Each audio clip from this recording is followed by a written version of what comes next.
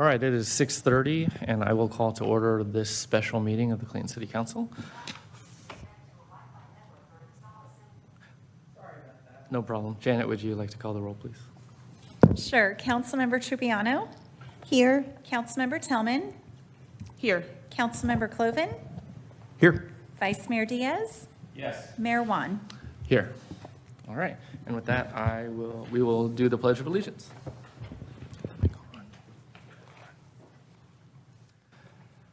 I pledge allegiance to the flag of the United States of America and to the republic for which it stands, one nation, under God, indivisible, with liberty and justice for all.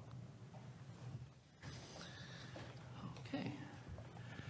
The next item on the agenda is number 3, public comment on non-agenda items. If anyone would like to speak on non-agenda items, this is your opportunity to do so. Janet, do we have anyone on the Zoom meeting? Mayor Juan, I do not have any hands raised on this item. Okay. And with that, I will close public comment. Next item is action items, a study session on the City of Clayton draft housing element update for the 6th cycle. Dana, would you like to take us away?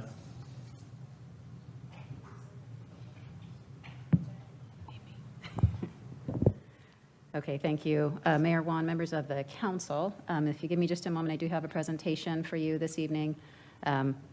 So give us just a few moments while Janet promotes me, and then I can share screen.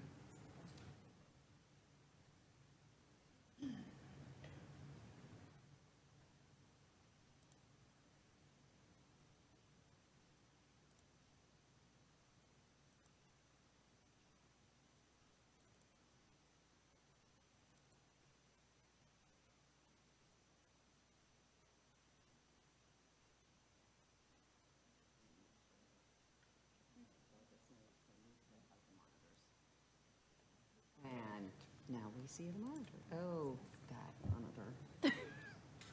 Okay.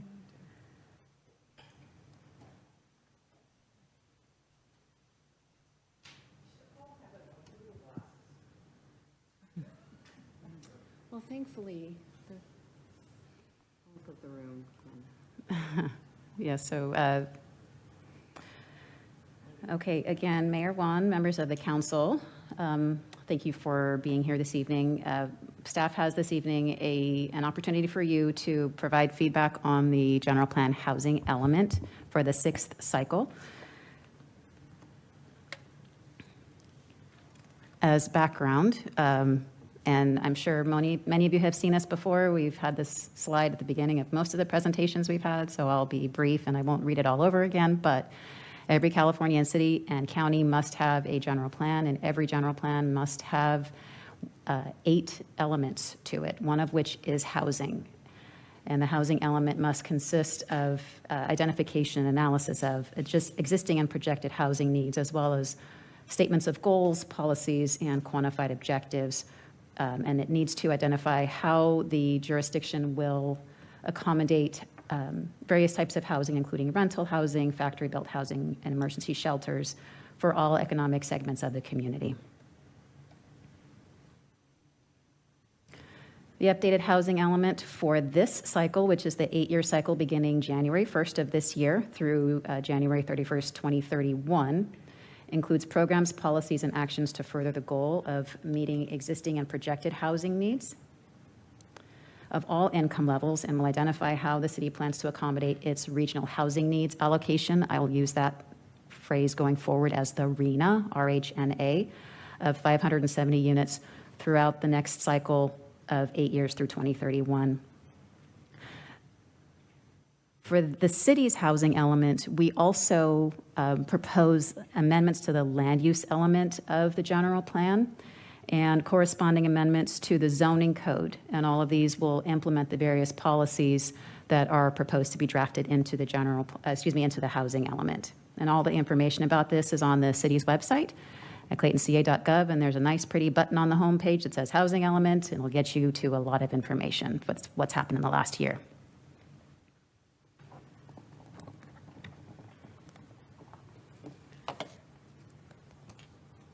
Okay, so, all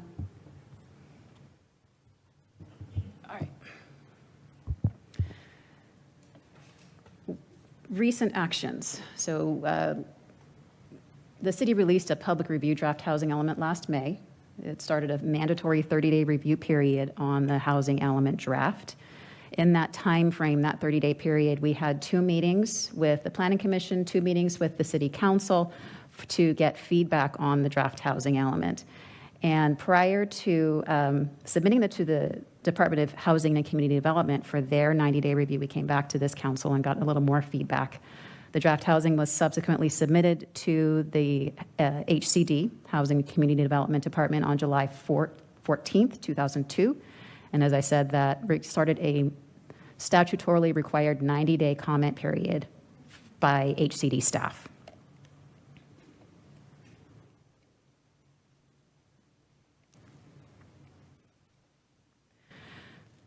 So the comment period for HCD ended on, I believe it was supposed to end October 14th, but we got their comments a couple days early on October 12th.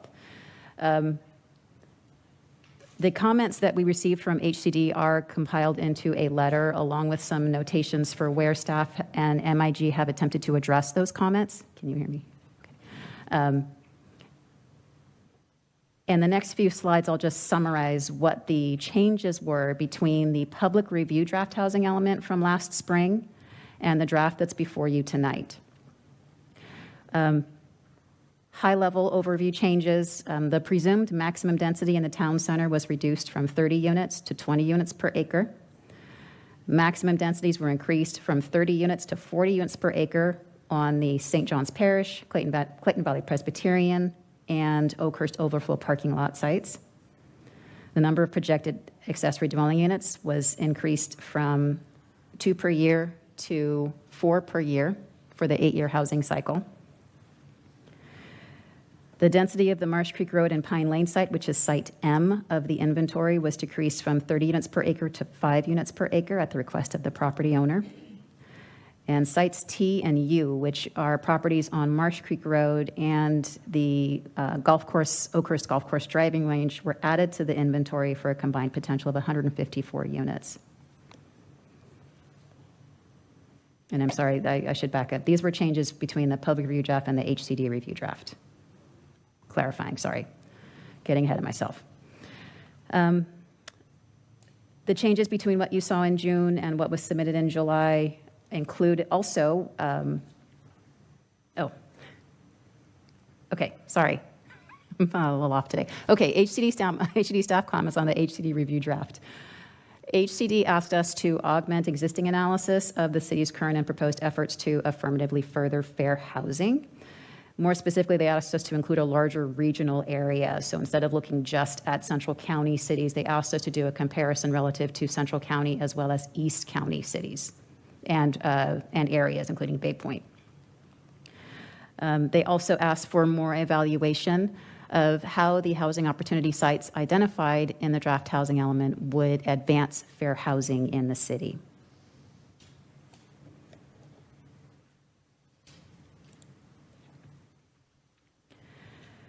HCD also asked us to provide additional explanation about including quantifiable metrics of how the draft housing elements, goals, and actions would advance fair housing.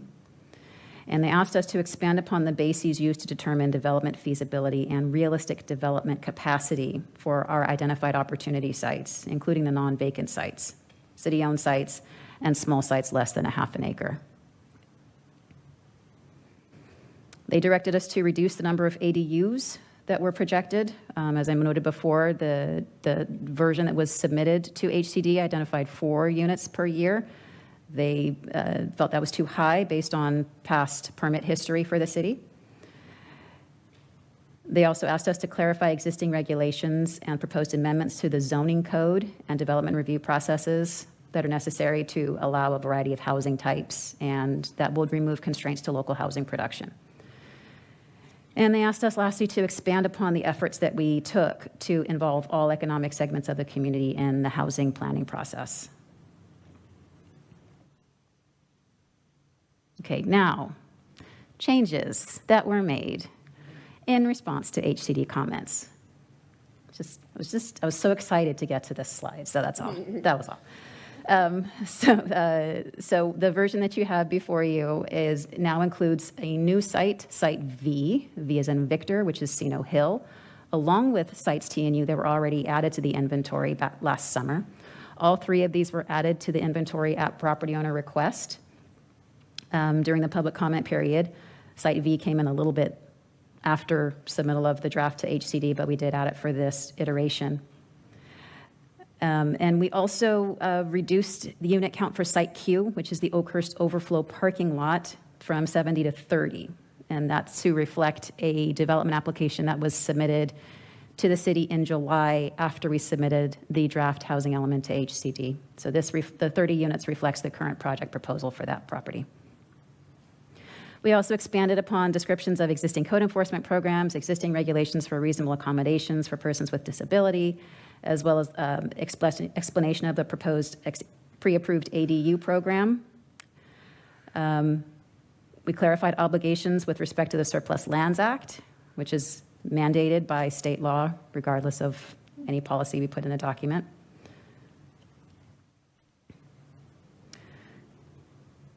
We clarified the time frame for implementing the zoning changes. The statute allows a year or 3 years, depending on the specific circumstances of the jurisdiction.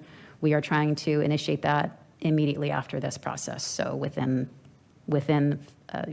2 to 3 months, we'd like to start that process and get that through hearings with the Planning Commission and City Council by mid-year. We added additional explanation of the entitled affordable units and the approved accessory dwelling units in the city. And the projected pace of ADU construction we lowered at HCD's request, but not quite to the number they suggested, but we did suggest that 3 is a pretty reasonable number. Excuse me, 4. 3 to 4.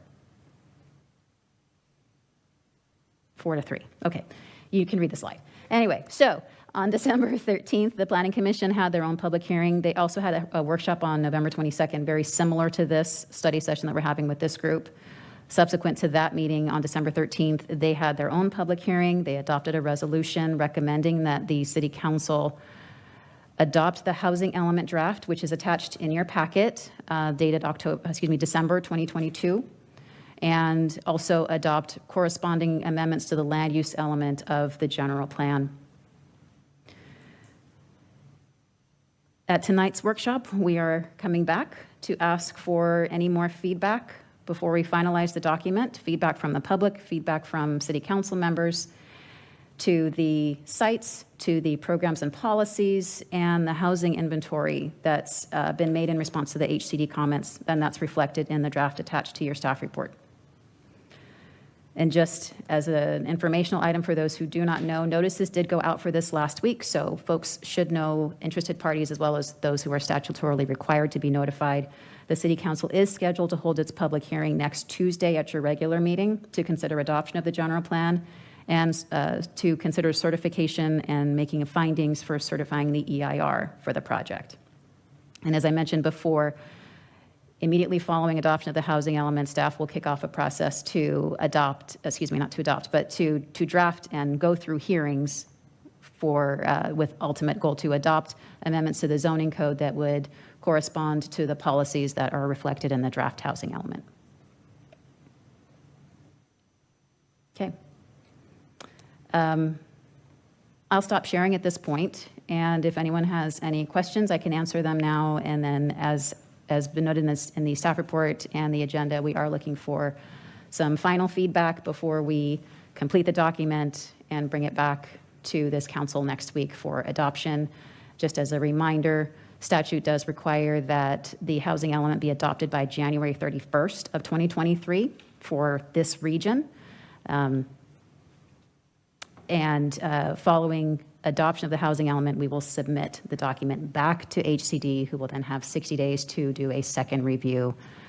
They will need to certify that our housing element in order for it to be complete.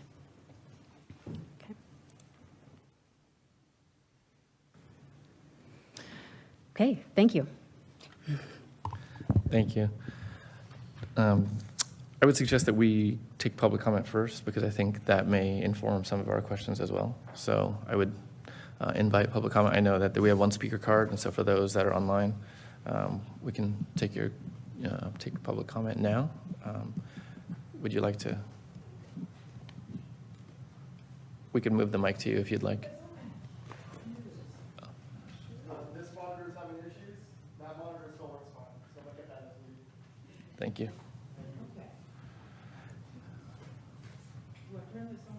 Yes, the green button. Green button, it's red. Hello. I am Ann Stanaway at 1553 Haviland Place, Clayton. I have comments related to violations, current and future, of the Americans with Disabilities Act. If a public agency, typically a city or municipality, provides pedestrian facilities, those facilities must actually be accessible to persons with disabilities. A public agency is not relieved of its obligation to make its pedestrian facilities accessible, even if no individual with a disability is known to live in a particular area. Source, ADA Title II, Technical Assistance Manual, 1993. Furthermore, in California, the same entity is liable for foreseeable injuries caused by a dangerous condition on the public sidewalk negligently. Source, Law of the Case, Peters versus City and County of San Francisco, 1953.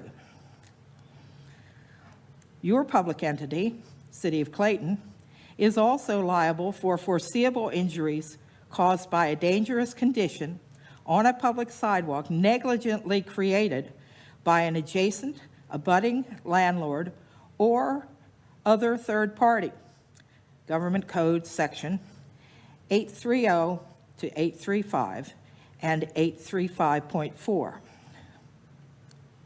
Clayton's housing element, as currently recommended for approval, is woefully inadequate. Far from demonstrating Council's intent to support a universally accessible living environment as mandated by multiple statutes, it shows that Clayton prefers to maintain its current hostile living environment for those of us struggling with disabilities. According to Clayton's recent QES ADA citywide compliance report, Incorporated Clayton is yet less than 10% in compliance with ADA standards relating to the placement, design, and maintenance of ramps, transitions, flares, and gutters. How do you expect people to get to those ADUs you guys are approving? Hence, DOT, Department of Transportation, case number 2020-0141, puts Clayton under federal investigation. Overlooked obligations assigned by ADA, Title II, and California Government's Code 830-5 could well bankrupt Clayton and make the city uninsurable. Tonight's considerations amount to pure political posturing. Thanks. Thank you.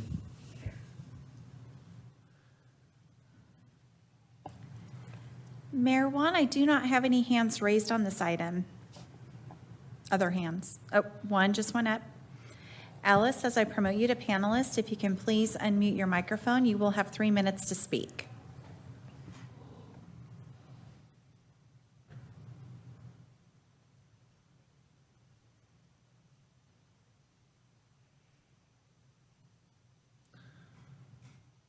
Am I on? No. Hello?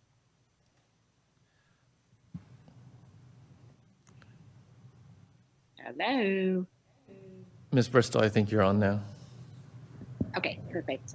So I hope I understood. I'm not addressing the lady who came previous to me. I'm just addressing the conversation in general. I hope that's okay. And I think that you already know what I'm going to say, but since this is a sort of final meeting for public comment, I just want to get it down on record that I believe from talking to other citizens that most of us are behind the housing. We're all very concerned that we don't change the character and personality of the city of Clayton. And so some of the issues that have come up that could affect that, we feel are overdeveloping the town center. I understand you need to develop some of it, keeping an eye on that so that we can still have our festivals. A new issue is the animals on Sino Hill, people are concerned about, and also all the wonderful walking trails that we have throughout the city, just keeping an eye on keeping those things available. And I really do feel like most of the council members are aware of that. I think that it's things that can be done and still provide a lot of fair housing, still address all of the recommendations by the state. So I just want it on record that moving forward, hopefully we're all really aware of those things, and especially after we start building, because I think that can make a lot of difference. So you may be able to have housing right by a trail, but if you do it right, you're still going to have a wonderful trail that people that can walk on, as opposed to like just bulldozing a bunch of trees and putting houses there. So that's my comment. I want us all to go forward, or you all to go forward, being aware of those things that I think most people in the city of Clayton really care about. That's all. Thank you. Thank you. Janet, do we have any other hands raised? Mayor Juan, I do not have any other hands raised on this item. Thank you. I will close public comment and go to questions for staff. Is there anyone that has any questions that they have with regards to materials presented?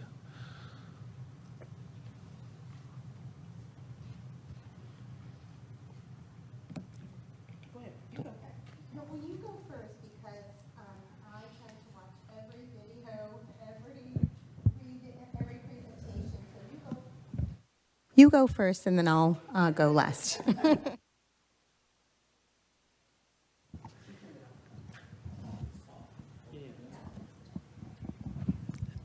Can we go to I have a couple questions, and we can actually just bounce around if we need to. We don't have to go in order in case it sparks something that you might have, so feel free. But I do have a question about the new sites. I think they were new. And I'm looking at a teeny tiny printout of a map. I'm going to take these off. I think it might be D now. Is that 6 units behind B, which is purple, which was already included in the previous cycles, and it's on page 98 of 314. And my question is, I'm trying to figure out if either of those parcels, just because I'm looking at a tiny map, if they are anywhere near the Cardenay Trail.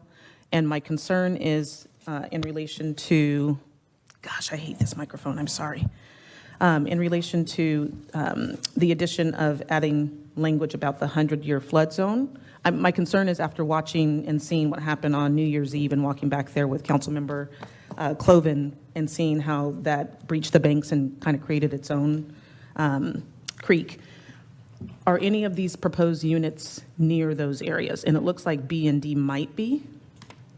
Can you reference the page number? I'm sorry, the map is on, it's figure 5-1 on page 98 of 314. Thank you. Mm-hmm.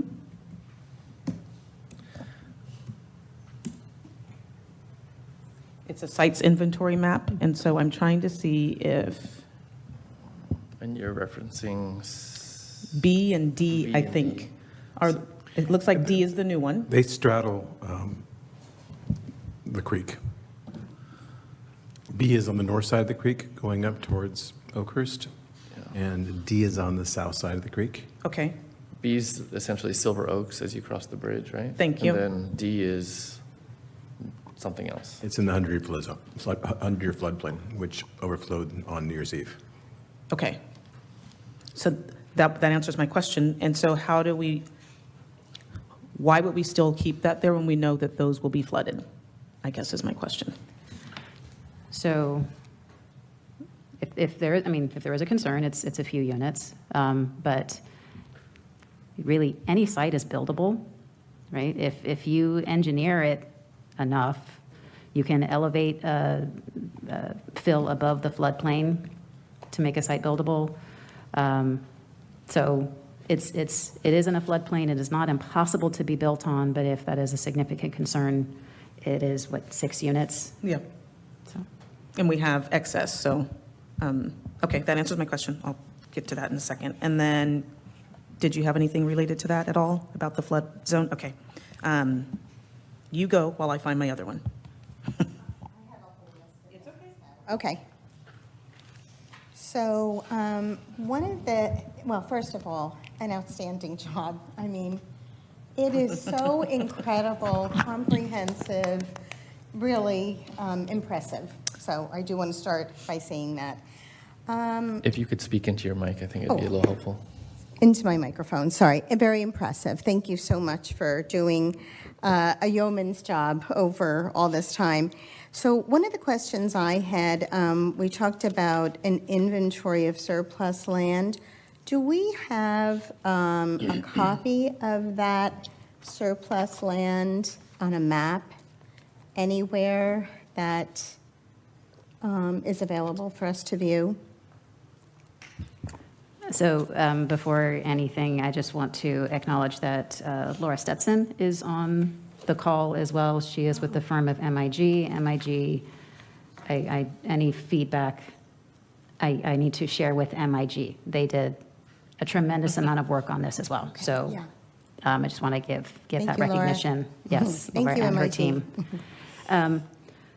The Surplus Lands Act would be would be applicable to any properties that are city-owned.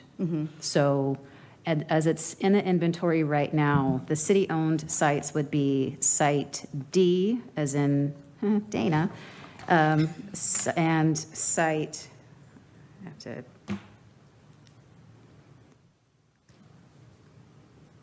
Site G, which is the downtown site. Behind KinderCare.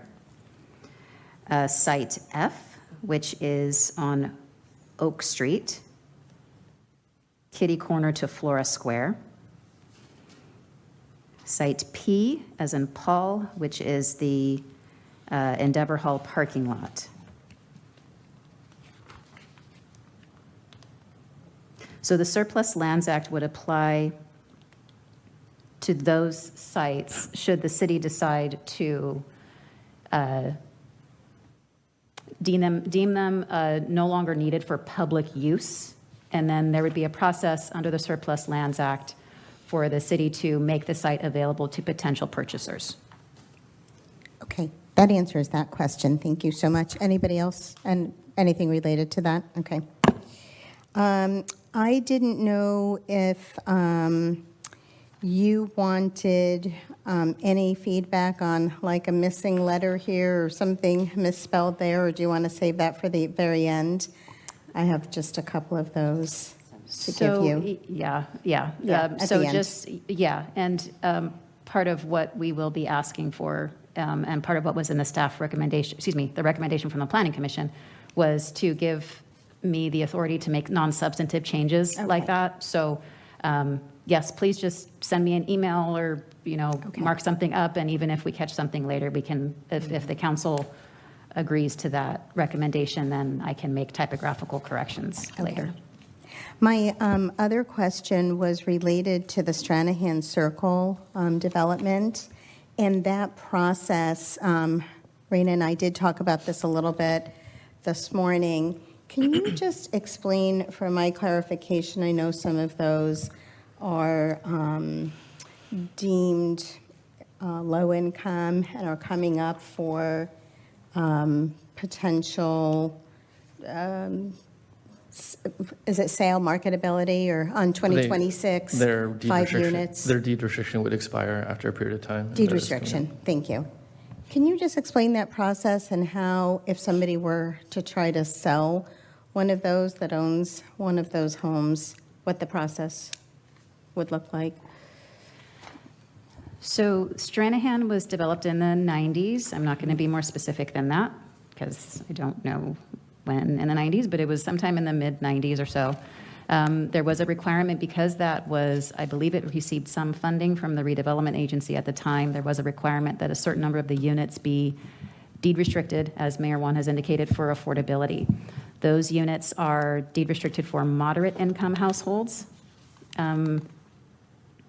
It's been a little while since I looked at the sheet. I think there are 8 units in there, and I'm sorry, I don't remember the exact number.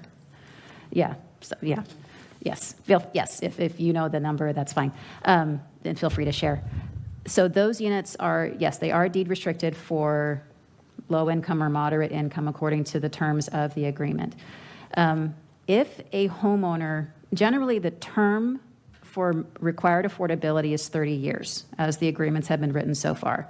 So someone who bought a property in 1995, if they held on to that property until 2026, the affordability restriction terms out at 30 years. For somebody that bought a property in 1995 but then sold it, let's say in 2005, 10 years later, so they're 10 years into their 30-year term, that there's 2 components to that. One is that they need to find an eligible buyer. So their buyer pool is limited to those who are in the same income level. So if it's a moderate income unit, it has to be a moderate income buyer. There's a whole process that has to go through, they have to go through with the city first, and I won't get into all that detail, but they have to find a moderate income buyer, and then the buyer is then subject to a new 30-year term. So then that unit becomes affordable from 2005 to 2035. Okay, that explains it. Thank you very much, Dana.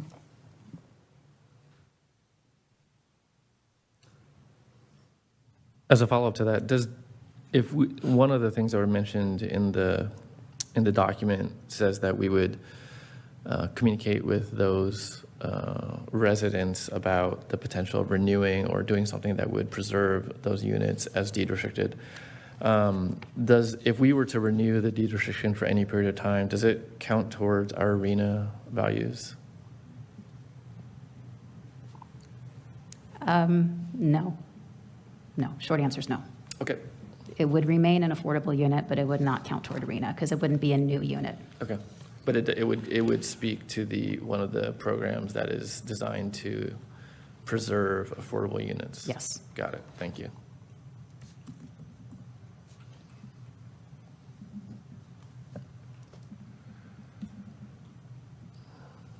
Oh, was she finished? Were you done with your questions? No, but I have a whole list, so you Okay. go, and then we can come back to me. Okay, perfect.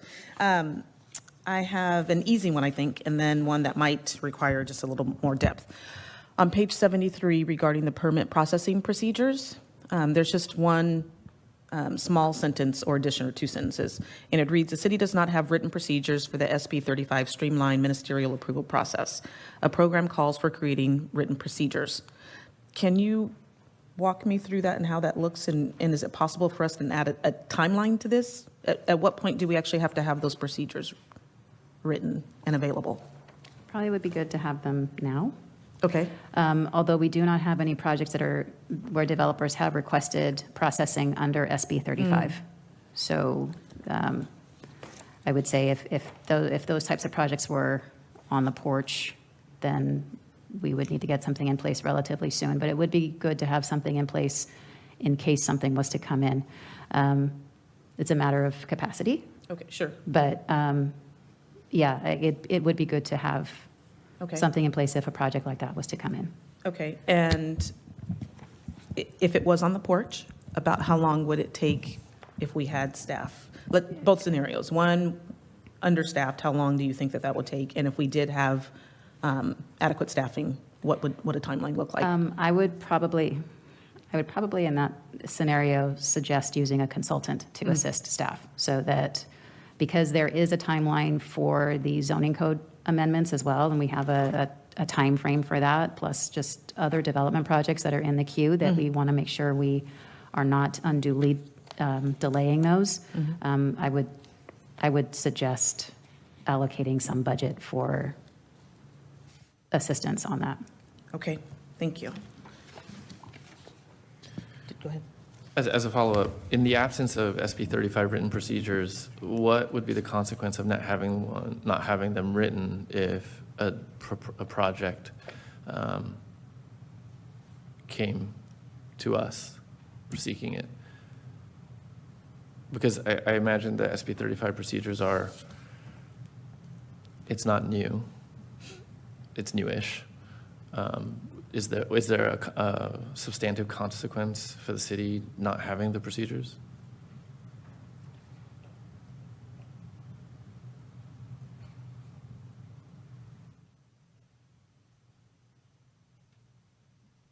We could table it if you want to think about it. That's okay.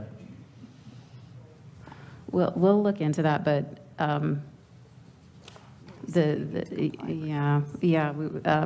let us get back to you on that one. To clarify, the question isn't like what the consequence of not following SB 35 is. I mean, we would follow it. It's just not having the procedures itself, because I imagine we could still be in compliance without having the procedures. But I'll let you consider.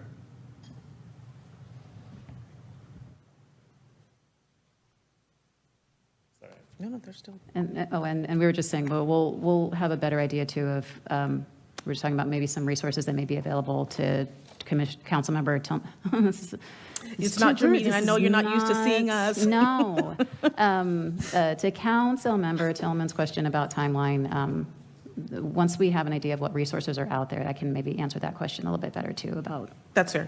So I think those two questions go together. They do. Thank you. Okay.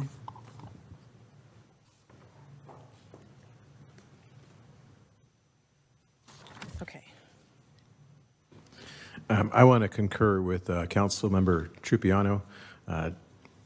Community Development Director Ayers, you and your team at MIG did a phenomenal job as I've watched this process unfold over the past year and a half, from your initial reach outs to the programs, just you're listening to those people who responded on every level, from the constituents here locally to our planning commission to the state. And to get to this point now, I've just been impressed with the evolution of this document and where it is currently. And I give you full kudos for the hard work you put into this, and I want to thank you personally. Thank you.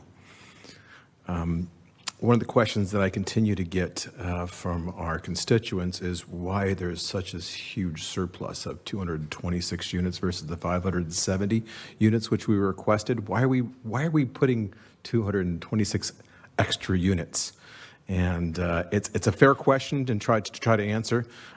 My simple answer to them is many of these sites have an amount of housing designated to it that just may not happen. And quite frankly, several of them will not happen. But we need to have a cushion of some sort to cover those things that may not happen to the capacities that we have designated them. Could you give a better explanation than my napkin concept which I just gave you? Sure. So, well, I don't know if I'm not going to say it's better, but I will give a different one. So there's a couple different things that can happen with a site. I mean, right now we're looking at a map, a very high-level aerial view of the city, and saying, here's where development could happen. The developer comes in for that site, and there's a lot of homework they have to do. They have to look at the soils underneath. They have to look at utility connections. There's a lot of engineering that has to happen. So in some cases, a site, if there is a steep slope constraint, if there are soils that would require extensive engineering to accommodate the weight of a building, the geotechnical constraints of a site could limit or could reduce the development footprint. So what we look at maybe as a 2-acre site, realistically, when someone gets in there and starts looking at the soils and starts looking at the details of that property, the developable area may shrink. So that's one scenario where when we get high level, yeah, we have 20 acres. When you actually focus down and look at each individual site and what the development constraints are on each site, you may have half of that. So that's one possibility. Development just may come in at a lower density than the maximum end of the range. So I give the example of the Oakhurst overflow parking lot. In the early iterations of this draft back in January or so, when we first presented the site's inventory, we had 70 units mapped on that site. When you actually look at it, there's a huge slope, there are easements, there are a lot of legal and geotechnical constraints there, and the project that we have now in front of us is 30 units. So what we initially thought could be accommodated there just based on density times acreage was not what's actually the project before us. So in those instances where it is very possible that, and that is a realistic example of a project where what we anticipated or what we projected was not what actually got built. The reason why you want to have a buffer to the RENA is because in those scenarios where if you have no buffer, so let's go back to the Oakhurst overflow parking lot. That was 70 units. Let's say we had no buffer. So we had 570 units. And the development that's come in is 30. So now we're 530 units. We're below our RENA. Now we have to go back and identify a different site. We have to start this process of amending the housing element to find a different site to make up that 40 units. So every time we have to identify a new site like that, we have to go through this process. We have to go back through HCD, and HCD has to recertify it. So we open up our document to certification by the state again.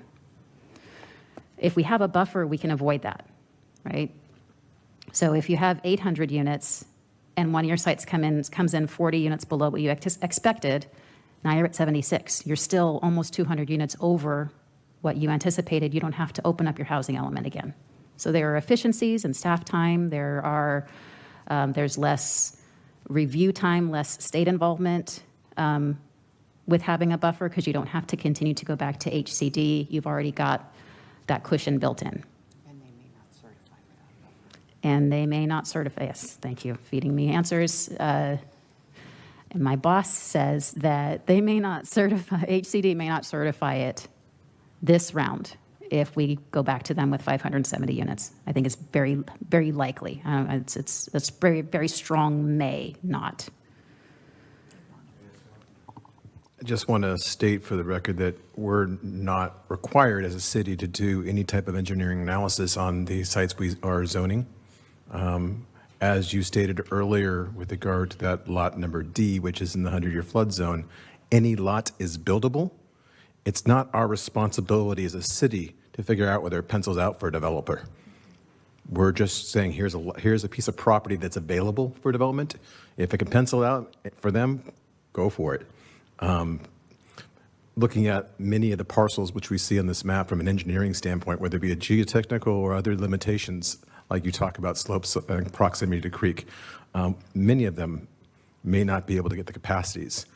So that buffer is important. And I just want to just put that out there for those people who are questioning why we have such a high surplus. And that's my perception. And thank you for clarifying that.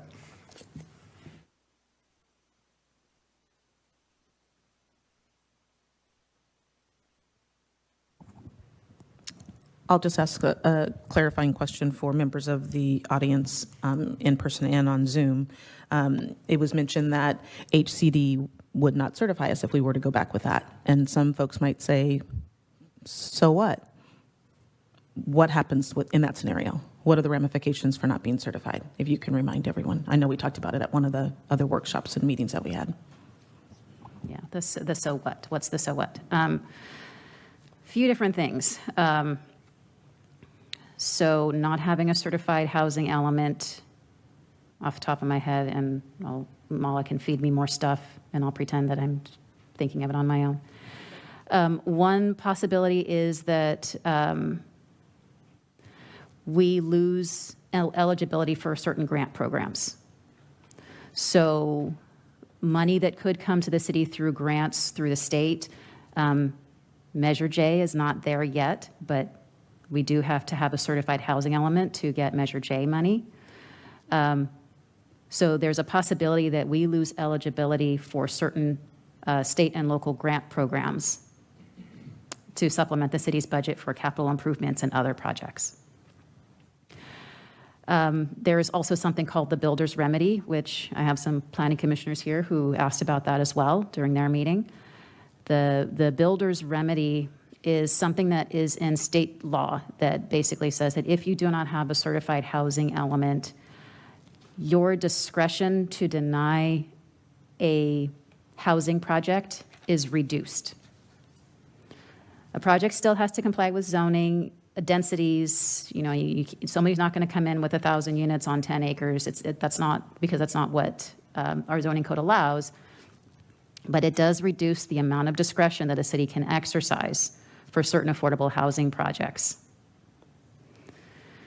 The other part to that is those units those types of projects do have to have a high percentage of affordability. Just put that out there as well. And then there's just the risk of litigation, right? If you do not have a certified housing element, HCDs, I think HCD has sued a few cities so far. They're being rather aggressive in their housing accountability. But anybody can bring litigation. An interested party, a housing advocate, a developer. So there's that risk as well. And any others you want to?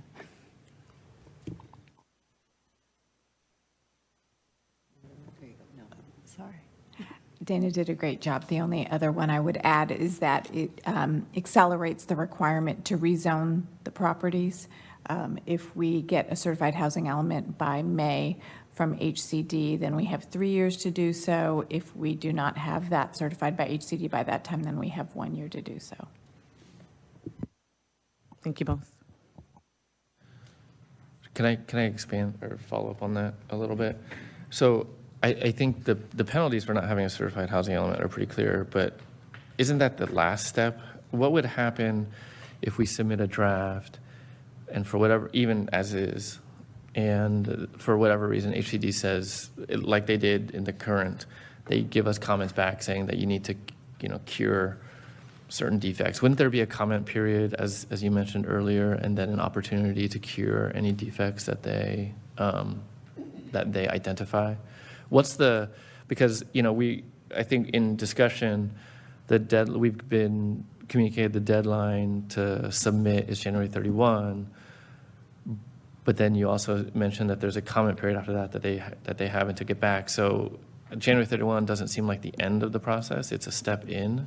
So what are the other steps as our submission goes forward in terms of HCD reviewing, offering any comment, and then our opportunity to respond? And I assume that there's something here. Could you elaborate on that? Yeah, I'll start. And so the statute is that the housing element has to be adopted by January 31st. So we are right now on track to meet that timeline. The findings that this group will see next week are very beefy and explain how staff, because it's a staff document right now, and if the council chooses to adopt it, it'll become your document, but it explains how staff believes that our housing element does meet the obligations and the requirements of state law. So first off, there's that. We as staff do believe that what we are recommending to you is consistent with state law. You're correct. Once that's adopted by this body, HCD has another 60-day comment period. We will do our best to address all of their comments.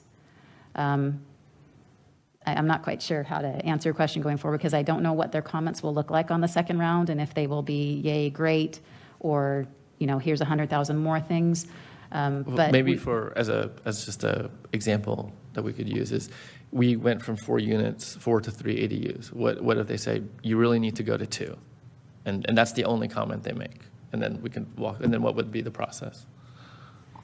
So a couple of scenarios I think could happen in that hypothetical. First off, we approved 5 ADUs in 2022. So, and looking at the last 2 or 3 years, it's been steadily increasing. So we've had 2 in 2022, 21, 2 in 2020, 3 in 2021, and 5 in 2022. So we may be able to make more of a case for an upward trend, particularly because 4 is now below what we got, the number of permits that we issued this year. So we will argue for that. If they don't buy it, we still have a buffer. I mean, we're not using ADUs to make up the bulk of the 796 units. It's, what is that, 32? So if we lose 16 of those, again, back to the question of the buffer, we can lose those if we need to, just to move forward in discussions with them. And if what happens in reality is 2 to 3 times that, great. We can still account for that in our annual reports each year. But it'll at least get us past the point of getting their buy-in for certification. So in terms of process, in this hypothetical, they would say, you're at X, but you need to go to Y. If we have a sufficient buffer, we could say, okay, and then please certify at the Y level. And then would we need to, there'd be probably some affirmative statement that we'd need to make, or the city would need to make? Yes, at that point, we would have to go through it'd be an amendment to the housing element. So we would go through the same process. We'd go back to the Planning Commission, ask for them to make a recommendation to amend the housing element to reduce our inventory by reducing the number of ADUs, and then we'd come back to this group for adoption. Okay. And so it seems like one of the potential pitfalls going down that path would be, as Mal, as you mentioned, if that doesn't conclude before May, then we run into a tighter window to adopt the changes that we had proposed. So that's one potential consequence. And then all the other potential questions that could happen in the interim while it's getting finalized. But I think the consequences that you talked about earlier regarding not having a certified element are probably much further down the line, because we would not just say one and done and never go. We would continue to work with HCD to try and get to the place where it's certified. Is that you think that's a fair assessment? Correct. And I would say for builder's remedy, for instance, we would argue that we did have a housing element that was substantially compliant with housing element law by January 31. So we would argue that builder's remedy wasn't applicable here, but we would obviously, as you pointed out, continue to work with HCD to get a compliant housing element from HCD and have them certify it. Okay, thank you. And I'd like to add too, one of the things that staff intends to do is, as soon as we get an adopted housing element from this group, is we'd like to start working on the zoning changes. And hopefully that will go some distance with HCD to show that we are following through on our commitments. Whether you certify it or not, we are going to do this, or not whether you certify or not. But as part of during your 60-day review, we're working on this. Yeah, we're not twiddling our thumbs. We are working on this, and we are trying to implement this, and hopefully they will look favorably upon that as far as put certifying. Our best foot forward. Yeah. Okay, thank you. Okay, that was my surplus and zoning. So I did ask Rena that this morning. So we're going to be kind of parallel pathing, as once we submitted the adopted, we meet the deadline, we're going to start our zoning process. Great. Yes. Yes. I just have one more follow-up question along the same vein. Are there any items in the proposed housing element, this draft housing element, that this body asked for, or that the planning commissioners asked for, that seem problematic that we might have to go back and forth with HCD on? So let me ask it a different way. In their comments back to us, And in your response back, so this red line version, are there any items on here that you can think of that might require, once we adopt it, that HCD might push back on what we're submitting? For example, I'll use the ADU example. They said 2, we're saying 3. Is that something that you think we should just go stop and just say 2? So we don't have to go back and forth? Okay. No. Okay, good, all right. No, because Aside from that one, is there any other one? None that I can think of. Okay. At the moment, sorry. No, it's fine. I just thought of it, so Yeah. if you think of anything in between our discussion and you want to holler, feel free, but, okay, thanks. I just don't want to belabor the process. That's why I'm asking the question. If there's anything that we were, or residents were asking for that we were just trying to add in that you think might be problematic. Nothing's coming to mind. Okay. I mean, this process has been pretty, I think we've tried pretty hard to involve the community and be responsive to questions and from council members, from commissioners, from residents. I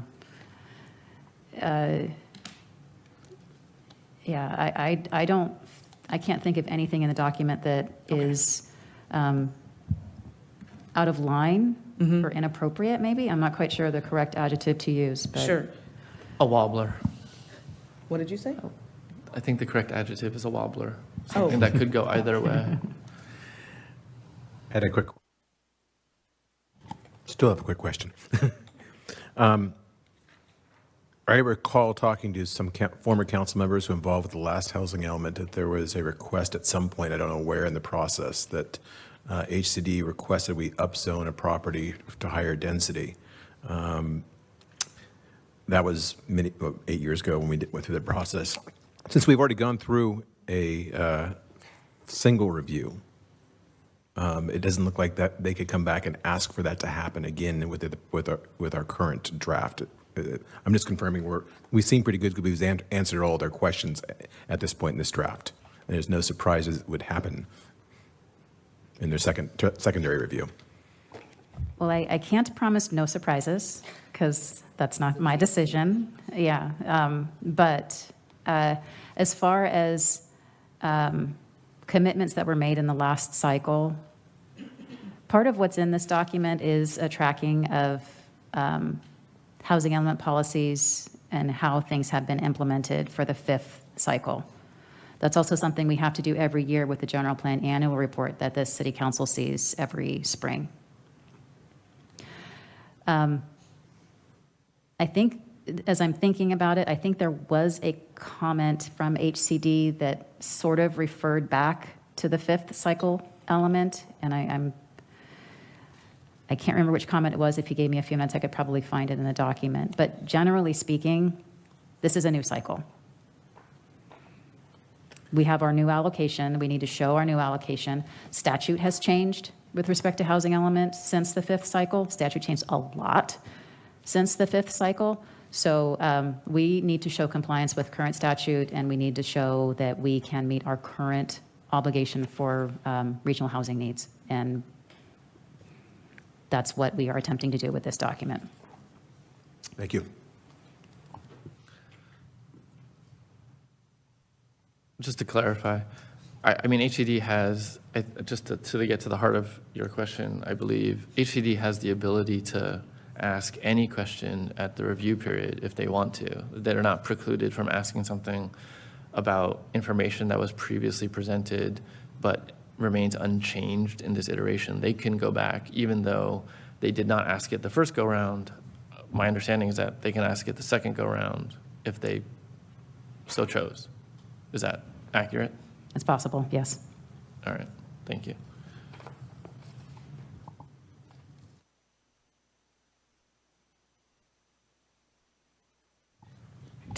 I think I'm done.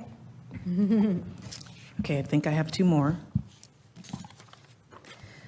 One is in the constraints analysis, page 77, and it's in particular to the wastewater. Can someone help me clarify what this means? So I'm sorry, can you tell me what page number is at the bottom right? Bottom right, Bottom right or bottom left?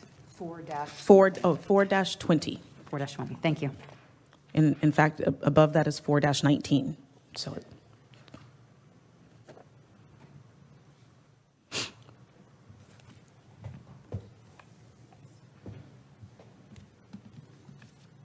oh, you okay, sorry.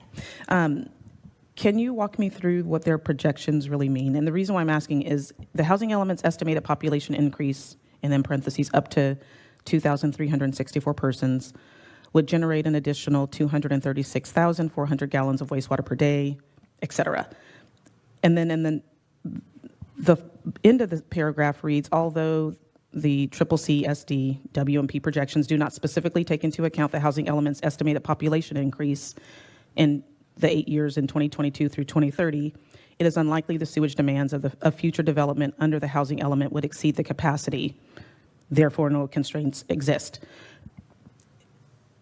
Is this only for our city, or in the middle paragraph, it reads the city, under contract with the city of Concord, conveys wastewater via existing infrastructure, et cetera.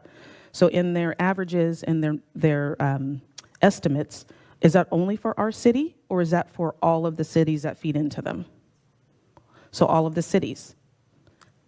How can we conclude then that that's the case if I don't understand this section? Can somebody walk me through it?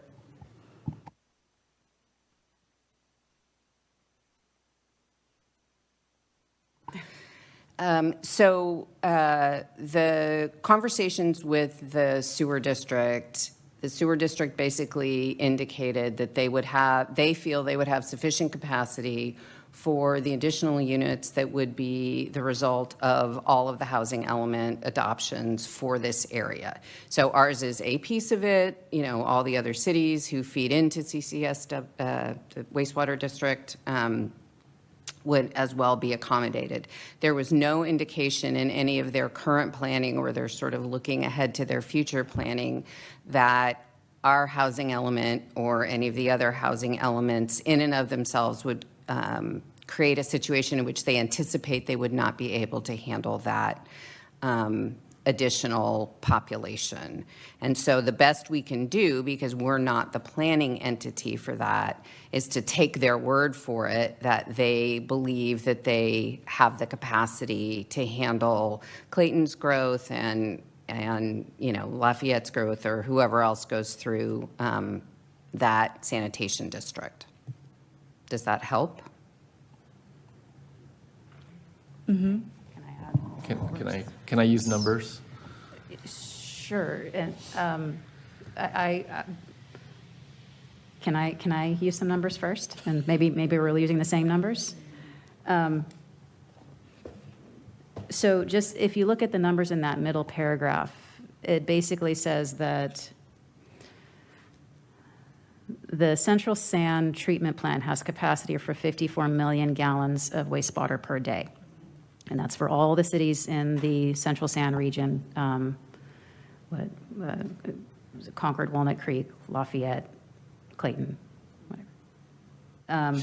And then if you look at the last sentence, they're, by 2035, they don't project to meet their capacity. They're like 13 million gallons per day below their capacity. So looking at growth throughout their service area,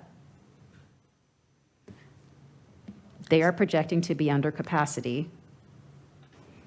And the 0.4% increase from the city of Clayton's housing element is not going to break the bank on that 13 million gallon a day difference. Mm-hmm. Okay. Were those the numbers you were going to use too? If you have more numbers, feel free to throw those into the mix. The 0.24 MGD per day is our projected, you know, increment to their flow based on the 2364 persons. So 0.24, it would, you know, our increase is projected to utilize 0.24 MGD capacity of the 54 that exists. So it's a relatively small portion. Okay, good. Okay, thank you both. That's helpful. To what? Oh, Thank you. On 4-3, and it's in the constraints analysis section, and it's above table 4.3. There's a paragraph in here, and it really does, it's getting in the weeds, but that's why we're here. So just before the bottom of the new additional paragraph, the second one, it reads, sidewalks must be 4 feet wide. And so this has to do with ADA compliance, and I'll wait until you catch up. I'm waiting until you catch up. It's page 61 of 314. My page it just says 4.4-3. It's 4-4, I think. It could be, but the bottom of mine cut off. I was taking screenshots with my phone when I was looking at it. Constraints analysis is how it begins. And there are 2 paragraphs that were added. End of the second paragraph. Just before the final sentence, it reads, sidewalks must be 4 feet wide. And do you see that now? You were shaking your head like you didn't see it. In complying with ADA compliance and making sure that we have all the on-ramps and all of those things. I know the minimum is 4 feet. I think people do prefer up to 60, but there are also requirements that I think every so many feet you have to have turnouts. I'm probably not using the correct verbiage, but do we need to put that in there? Is that necessary, or we're just in the ADA section, we're outlining all of those things? Yeah, so it will be in our plans and specs, as I'm hearing. But also, I think the objective of this, the intent of this sentence is simply or these paragraphs, is to explain that the standard specifications that we have, or that as they may be amended in the future, are not a constraint to housing, because we're not overly burdening development with dedication of, 50-foot wide sidewalks that make a site undevelopable, or, the intent of the paragraph is to say that the specifications we have are not a constraint to the construction of housing. Understand. Thank you. I have no further questions. Can we actually, going off of that, can we actually speak to the general ADA requirements and how they interact with the housing element? Ms. Stanway had many comments, and it's a very long document, and I'm not sure if that is either addressed or meant to be addressed within the document itself, or if that is something that is outside of the document. That's something that really exists within the city's standard specs or in a capital improvement program. The details of infrastructure that go along with this is about housing and opportunities to build housing. The requirement for this document to address infrastructure is really to the extent of whether those requirements are constraining the development of housing. We're not setting standards for capital improvements with this document. That's a different process. Okay, no, that makes sense. So it's adjacent to the document, but not necessarily the purpose. Yes, related, but not the same, right? Yeah, perhaps it'd behoove us to discuss that when it's agendized differently, and we could talk about that separately. So, okay, thank you. I kind of had a follow-up on the question, hold on, I have it written down, on the question regarding the overall surplus. I think we've talked and you've discussed the need for a surplus and the benefit of having a surplus. One of the things that you had mentioned was that sites may not come in at the density or the number of units that we have in our element, and if it comes in less, then we would have to find a replacement for those units somewhere to be still satisfy the no net loss, essentially, I think is where you're going with that. Would this be addressable by having a required minimum rather than a range? Like if we are saying a site, some hypothetical site is going to satisfy 30 units per acre, and that yields X number of units, and that's what we have in our element. The risk, I think that you had mentioned, one of the risks is that the development comes in less than that density. could that be addressed by requiring a minimum density such that we have satisfied the number of units that we are proposing in the element? Thinking about the matrix and the inventory, I think there is value in having a minimum density. That was one of the topics and comments that came up at the Planning Commission as well. And when we get to the zoning code, that's something that we can fold into the zoning code regulations. I don't think that establishing a minimum density will be sufficient, though, for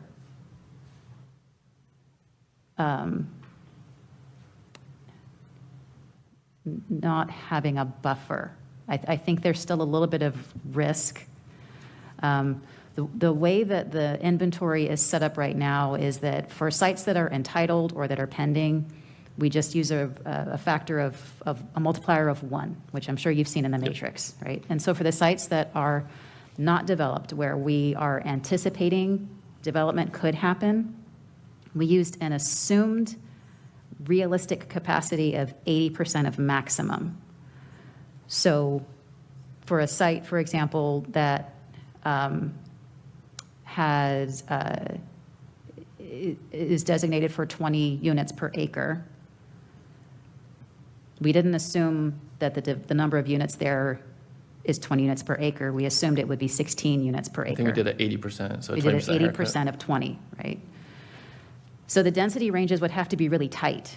In that scenario, you'd have to have basically a 4-unit gap, and density ranges usually aren't that narrow. So the way that I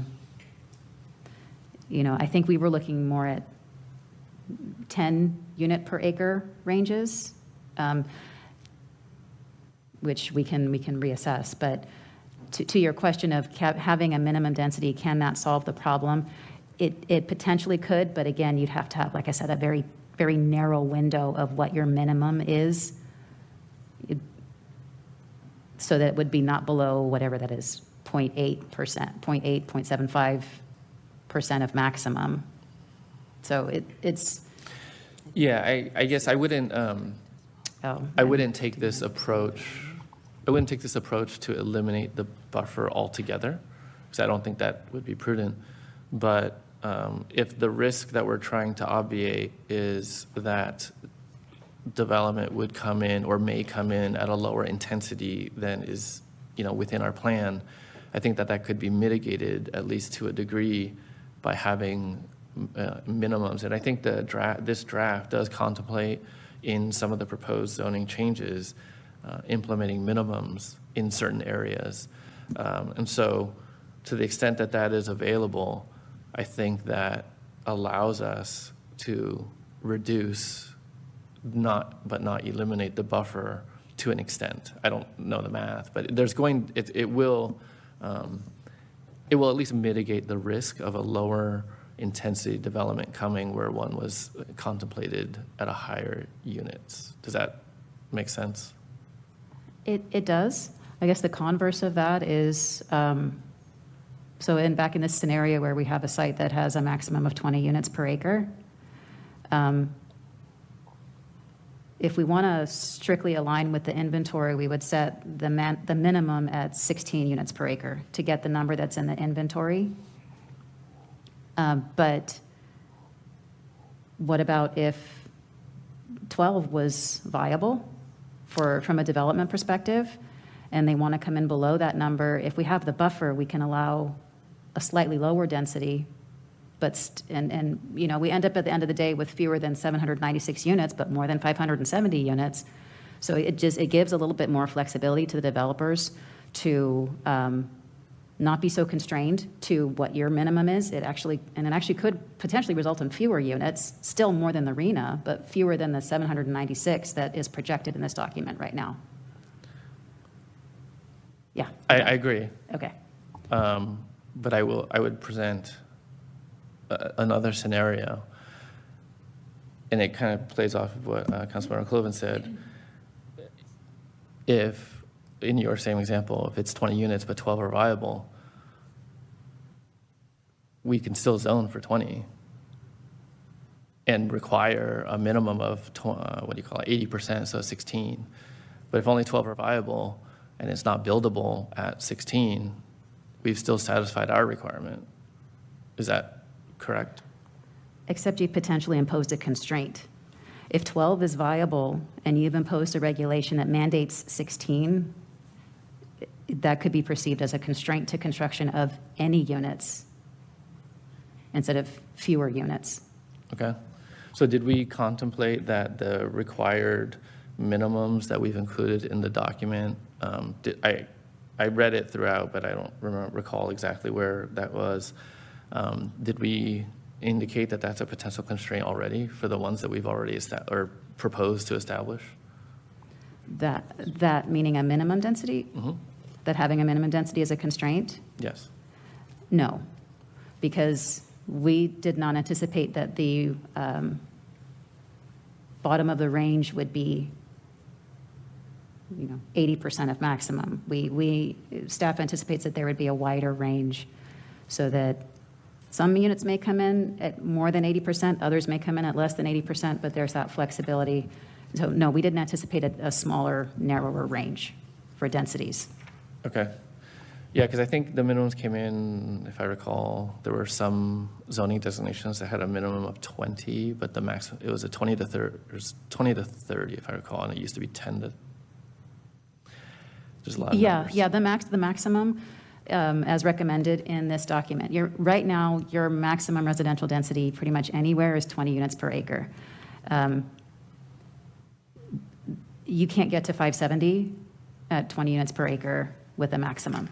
So what this document includes is policies to, in some areas, not across the board by any means, but in some appropriate locations along arterials, close to services, increasing the maximum density to 30 units per acre. And on certain sites, like the church sites, to 40 units per acre when it's 100% affordable. But that's, as I said, that's limited to certain sites, religious institution sites. And where are we proposing to have a minimum? Because I think that is in the document somewhere, so I want to,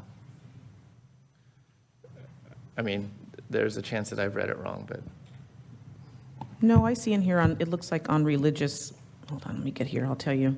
It's in program D1, 2-9, and there's a lot of language about minimums. Here, I can see. That's right. Yeah. Yeah, it speaks to a minimum density of 20 units per acre on establish a religious institutional overlay zone or similar mechanism to allow residential development on properties with an established religious use at a minimum density of 20 units per acre. That's 2-10. Maybe that's what you're. Yeah. That's and that right. continues on to 2-11 as well. Yeah. And then it's also mentioned in program D2. But I think that may be mentioning the same thing in different ways. So we did not construe imposing a minimum in those instances as presenting a constraint. Is that accurate?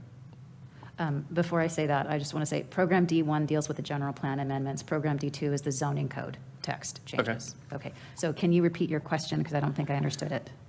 Well, just a moment ago, we were saying that if we impose such a minimum, it may be considered a constraint because it would reduce the potential for build if that minimum is not viable. So, and we said that could potentially create a constraint. Here, we do impose a minimum already, but my question is, do we consider that to be a constraint? No, because on page 2-11, for example, the range is 10 to 20, which is a pretty good range.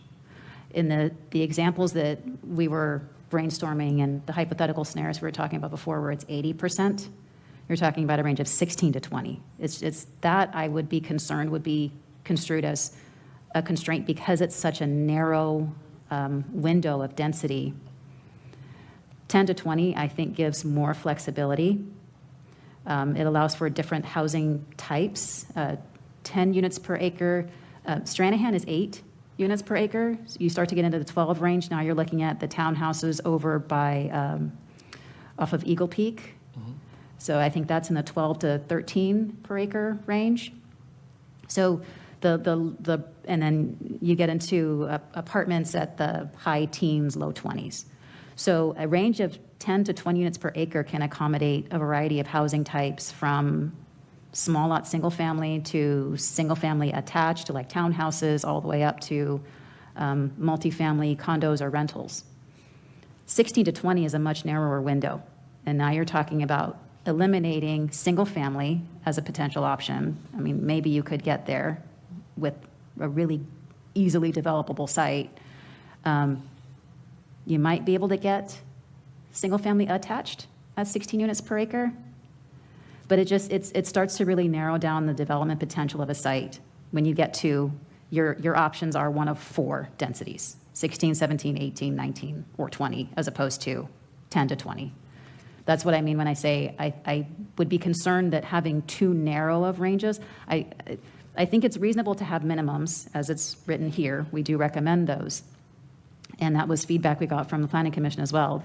But I think we want to be cognizant of making sure that those density ranges are not so narrow as to constrain construction to a very defined housing type, and particularly a housing type that may preclude certain, single-family attached or detached models. Okay, no, that's helpful, thank you.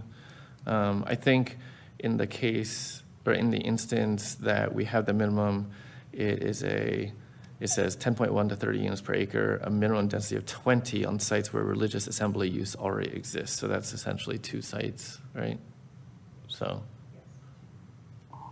It's 2 sites, and one of the sites is there's a third site that is also owned by a church that is not a. It's not where religious assembly. It's not a religious institution, right? It's town center. Already exists. Okay. So in that case, the minimum of 20, we're saying that it does not appear to be a constraint. No, because those churches have been in communication with us and have expressed interest in doing affordable housing. Okay, makes sense. And I would, that's where a lot of your low income and very low income portion of the inventory comes from. Again, I know the council is aware of this, but I'll say just for the audience as well, we talk about 570, but 570 is the umbrella number. Within 570, there are increments of income levels that have to be accommodated. So a certain number of units have to be provided or to be shown to be available for very low income households. A certain number have to be shown for low income households. A certain number have to be for moderate, and a certain number have to be for above moderate. So a lot of the religious institution sites are where we are getting a good portion of our low income allocation. Okay, yeah, that makes sense. And then just for clarification, when we get to I think this contemplates 796 in total with the, I forget, 200 and something surplus. And that is utilizing the realistic capacity figure, that 80% haircut, or sorry, 20% haircut? That's correct. Okay. For the undeveloped sites. Okay. Yes, that's right. I should say unentitled sites. Okay. So I guess it seems like I don't know if this is really a question, but a combination of multiple things, the surplus of sites, giving the range, utilizing the realistic capacity, all of these, it does seem like they are intended to give us as much of a buffer as possible. So I think submitting at 570 is not a good idea, but we're submitting at 796 with a combination of all those things, including only using the haircut. Like, is that how we've done it historically? Because that seems like many layers on layers of buffer. Yeah. Or is that how municipalities do it generally? Maybe not necessarily us. Yeah, municipalities, a lot of them have large buffers. Some of the more pro-growth communities they're meeting their RENA with units that are already entitled. I know that's not the case here. and I'm not saying that that should be the case here. But to your question of, can you have a large buffer? Yeah, yes, you can have a large buffer. Well, not can you, like, is that our intent here? Because it does seem somewhat large. I didn't do the math, but 226 over 570 is something like 40%, right? Well, and I'm going to back up to another question you threw out in the mix of comments just a few moments ago. The last housing element, the allocation was, I think, 141. Yeah, okay.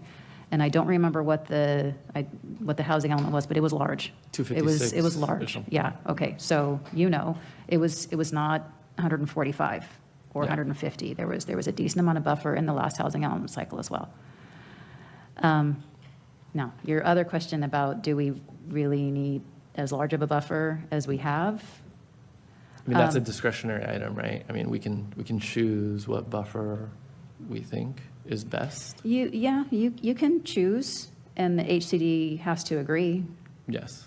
And in this instance, what we've recommended in this document and what your planning commission has recommended in this document really does try to balance increasing densities in locations where it made sense to your planning commission, along arterials, next to services, not doing a whole lot of changing in the town center, decreasing density on the Pine Lane site, the Pumpkin Patch site, because that was the owner's request. Adding sites where property owners have expressed interest. So to have a large buffer, or I don't know if you want to call it, I mean, I guess even large is an opinion, how big is big, what is an appropriate number. But to have the buffer that we have, I think gives this jurisdiction some level of comfort that you're not going to have to open up your housing element every year because something comes in below range. And to have a realistic capacity of 796 units doesn't mean that you're going to get 796 units. You're just zoning enough land to accommodate for that. But as I mentioned, some of it's going to come in below 80%. Some of it may come in above 80%. But having a buffer is something that HCD is going to look for. And to the extent that we can provide a decent-sized buffer and incorporate the comments that we've heard from the public, I think this makes sense.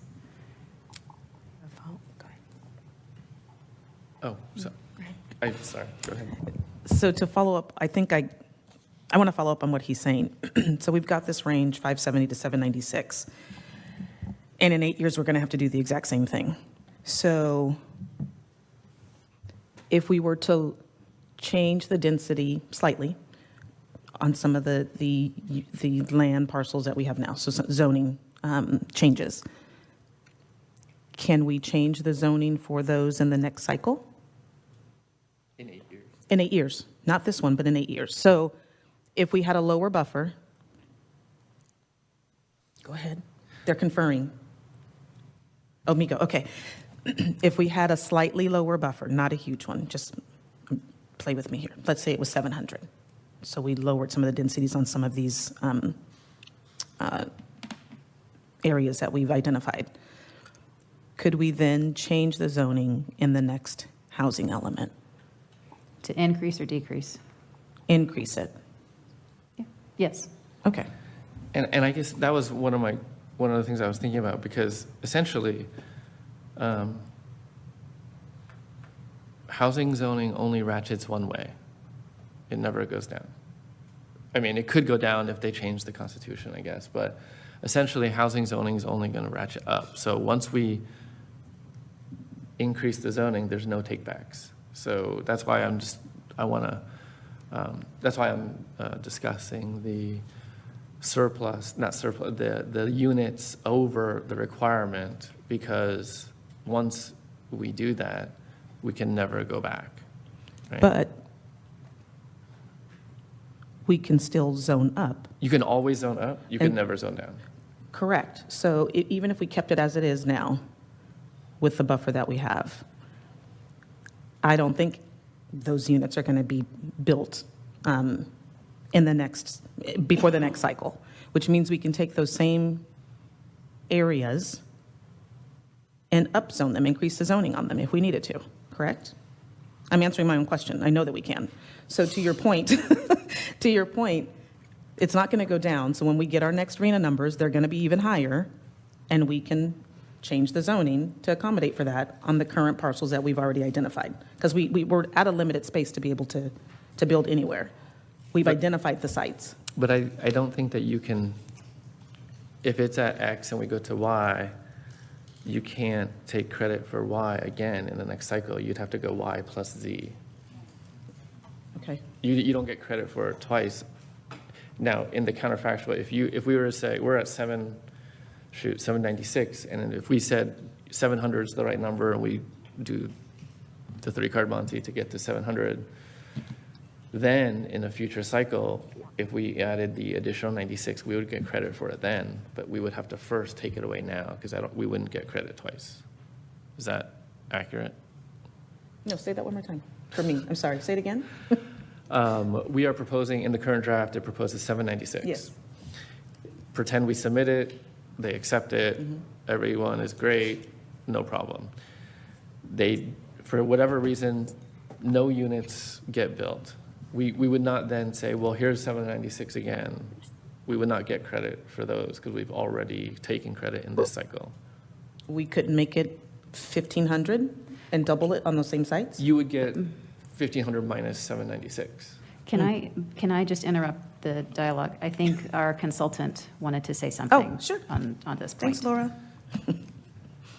Good evening. Thank you for having such an intelligent I can't conversation. hear, I can hear her, but I don't hear her I here. only hear her on Jim's. Councilmember Diaz's Yeah. iPad. Your volume is still on. We can hear We her can through your all hear iPad. the iPad. I can't hear this at all. Well, I know We that. can hear it.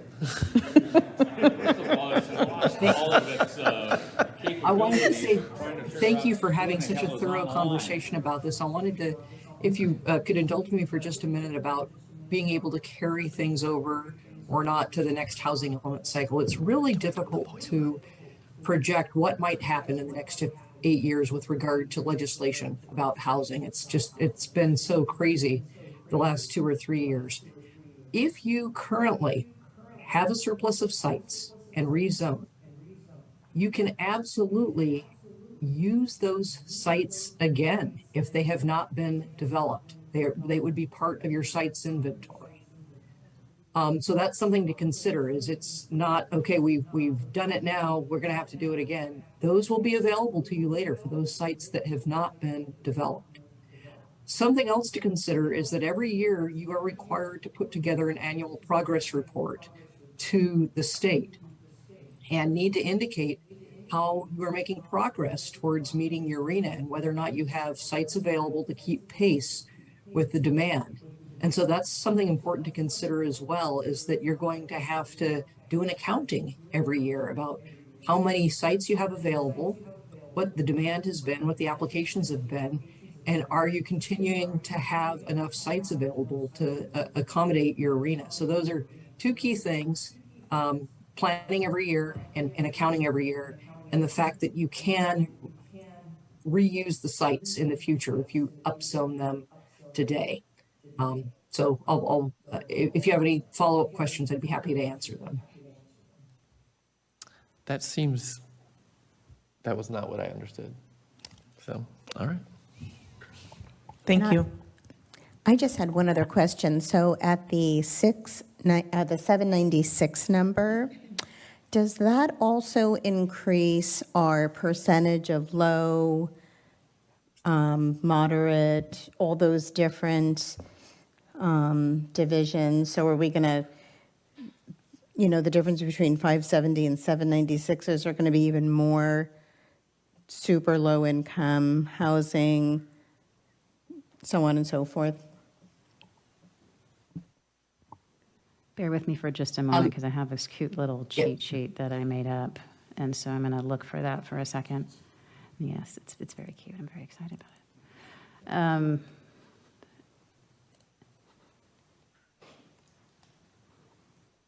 Okay, so right now, for each of the income categories, I mean, we keep talking about the 700 buffer or the 570 buffer, but we have to remember that there's the increments, right? And so right now,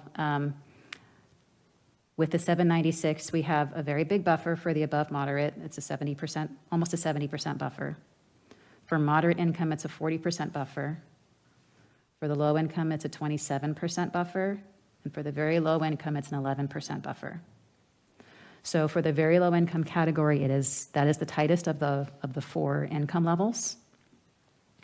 And I think one thing that we need to be mindful of, and when we're talking about reducing the 796 to a lesser number, is how that's going to affect the various income levels underneath that 570. And when you start to take out units, are you now going to put yourself in the negative for your very low income category, particularly because that is such a narrow bar to begin with?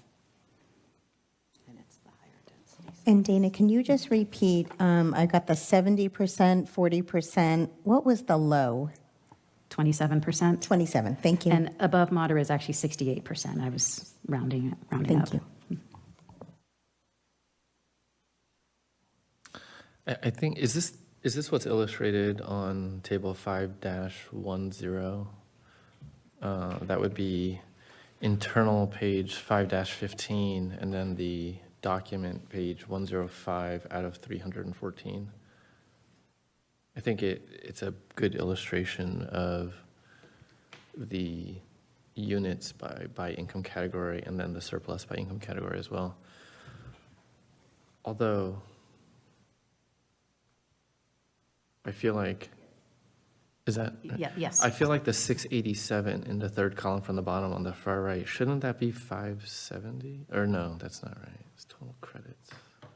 Okay. So yeah, so that illustrates it by category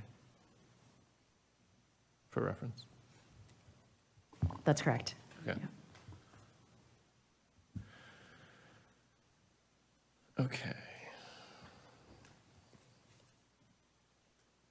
I had some other questions as well, if we could move on past the surplus thing. Unless there were more questions regarding that number, we can come back to it if we'd like. Several of the discussion items within the document talk about the programs that we would establish in order to meet the goals. 2 of those programs, B2 and B3, I was hoping that you could kind of add more color to what those programs entail. They're described on document page 2-7 and document page 29 out of 314. Specifically, B2 talks about encouraging compact, creative types of housing, including live-work units. Like I'm curious how we would operationalize that. And then B3, sorry, I'm losing connection here. B3, the question I had was around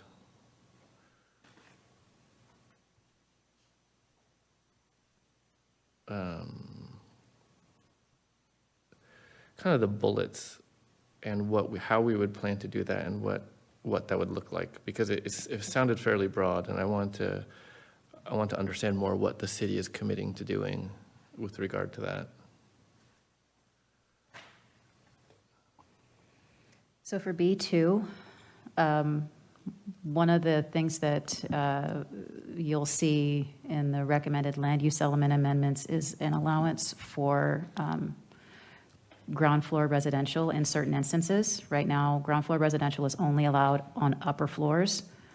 The recommended amendment would allow it on upper floors as well as behind commercial units. So not on the frontage, but behind units or behind a commercial storefront. That might be a live-work kind of situation. So live-work units, you have your living space in the back. You might have a workspace in the front and your shop in the front. That type of housing right now is not accommodated because ground floor residential is not permitted. The other types of housing, the efficiency apartments, There's not a real preclusion to that right now in the town center specific plan.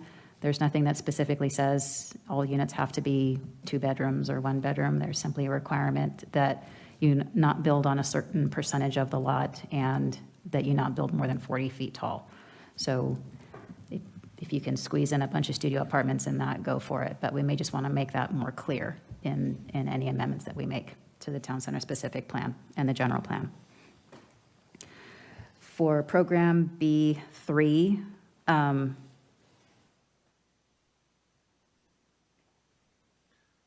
this one's longer, so it talks about a number of things. So things like, so I just want to clarify, because there's like 20 different things here. Encouraging density bonus, beyond state statute. So there's that's one of the things that is raising my question here.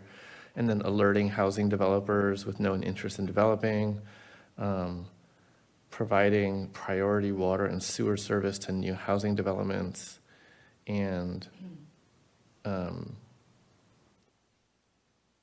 think those were the bullets that I was hoping for a little bit more expansion on.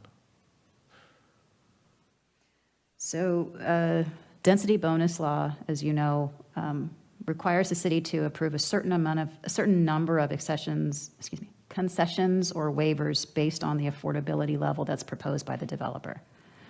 There's nothing that says that the city could not approve more, but it's a minimum number. So the sentence here is intended to basically say we're not going to limit ourselves to the strict reading of state statute that says that for, I don't have code memorized, but for a 10% affordability, you get 2 waivers. The city, as a matter of policy, could allow, or practice, could allow more than that and could approve more than what the minimum of state law requires.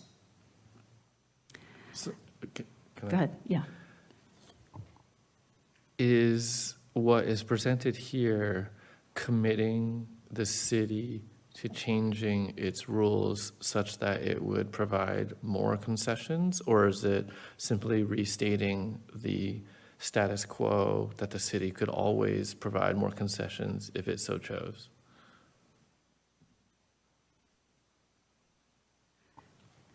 So the introductory paragraph, I think, really sets up examples of how the city could support housing. The bullet points is where the commitment statements are made.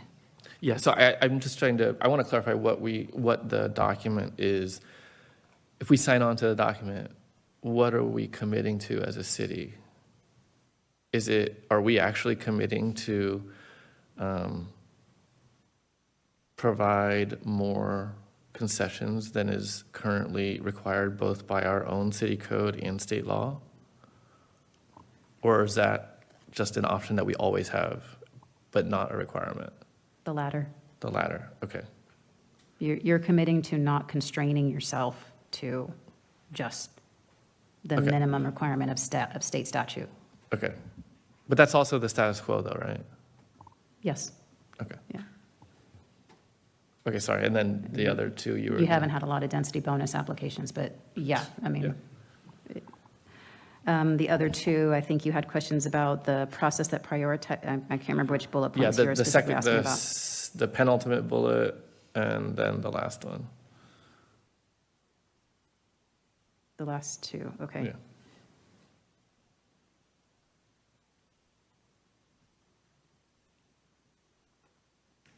So part of this, for city-owned land, for example, that would be alerting developers, that's part of the Surplus Lands Act obligations. So when a site is deemed surplus and not needed for public use, the first entities you notify are affordable housing developers. And I'm looking at Mal with a nod. Okay, Mal is nodding, so we're good there. But that's the requirement of the Surplus Lands Act, That's the Surplus right? Land Act, that's has nothing statute. to do with us. No, That's you just have a to do that requirement. anyway, Yeah. yes. I mean, we do have a few housing developers that have expressed interest, particularly for the church sites. I am in communication with them and answering questions and trying to make myself available and provide information to help them along their way as much as possible. adopt a policy to provide priority water and sewer service. That would be a policy statement. Like what would that look like? Yeah, I'm I just have curious, because we don't, that's not us, right? Okay, we can look at that one a little bit more Okay. and try to flesh that out. Okay, yeah, and really the nature of my questions is mostly if we're going to say, once we say these are the programs that we're going to implement in furtherance of this element, we're committing ourselves to doing it. And if we don't do it, then I think there could be potential negative consequences. So I want to make sure that we're clear on what we're actually committing to. So that's the nature of the question. And then, okay, so let's see. So Mayor Juan, if I could just interrupt, Laura from MIG has her hand up, and I think she can answer your question. She's unmuted. Awesome. Please. Thank you. Mr. Mayor, with regard to the policy for priority water service, that is something that's required by state law. And the city currently doesn't have that provision, a policy anywhere. So that's something that we've put in just to make sure that you're complying with state law. Okay, no, that's great. We don't really provide water or sewer, but we can have it in there that we would do that, so. Yeah. All right, thank you. Okay.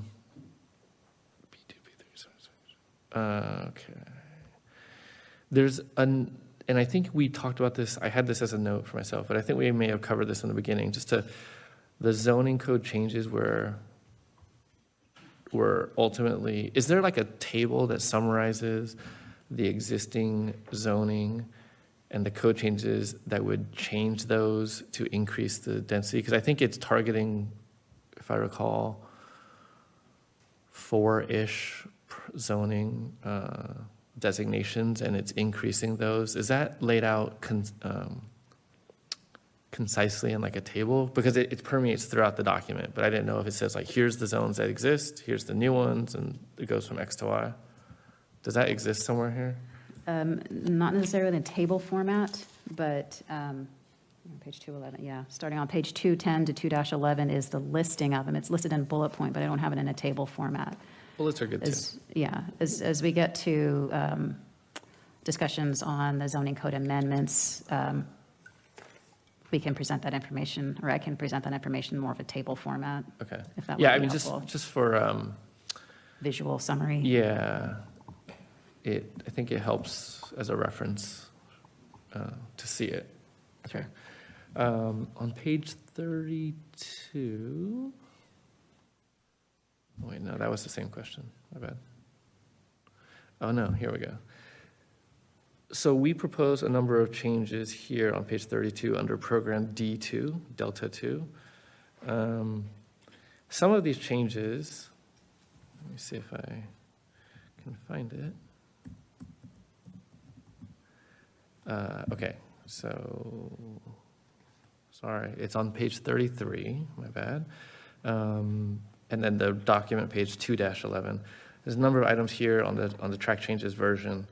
And I had questions about which of these, are these changes that we're making, are they more requirements or are they more actions that we are taking in order to satisfy this program? For example, amend the zoning code to decrease the interior side yard setback for multifamily residential units from 15 to 10 feet.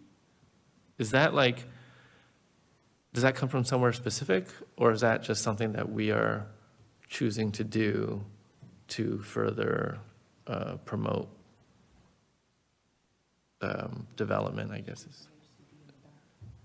Wasn't it one of the questions from the HCD in the back that you guys were addressing? Well, generally, this program D2, I mean, it's been beefed up quite a bit, but there was text here, quite a bit of text here to begin with, even before we went to HCD for review. The additional, the revisions here are intended to provide more flexibility because these amendments were intended to address what were identified as potential constraints to construction of housing, very large setbacks, very high landscaping requirements. Now, we're not saying waive landscaping because it needs to be there for stormwater treatment. It needs to be there for urban greening, for urban heat island management. There's a lot of needs for landscaping on a site. But it's a matter of whether the landscaping requirement the city has right now would constrain development to the point where it couldn't occur. And that's what all of these bullet points are intending to address. And that is mandatory. That is a mandatory requirement. We do need to, under state statute, identify constraints to the construction of housing and remedy those constraints. And in most of these cases, as you're seeing, you're not seeing full waivers of standards. We're looking at making those standards more flexible. Okay, yeah, and you mentioned that HCD had a comment letter. There was notations in the document, but I don't know, maybe it was user error. But when I clicked it, I couldn't see the notation in the document itself. Yeah, it's, I don't have the fancy pants version of Adobe Acrobat that allows them to pop up like that. And so what you got was the annotations are on the page immediately succeeding. So if it's page 3 of the letter, that's why the document looks kind of funny. It looks kind of interspersed, like I inserted sheets in there that didn't belong. That's just how it printed in Acrobat. But the comments so on page 3 of the letter, for example, the subsequent page in the PDF is where those comments are actually typed out. Okay. It's just not interactive, but they're there. Got it, thank you. So then that leads me to conclude that each of these is in response to either a comment or an identified constraint. Correct. Okay.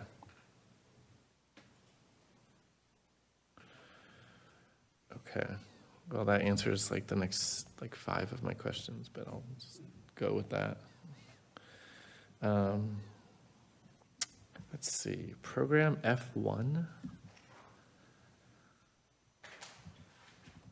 Let's see, I'm using my search. So program F1.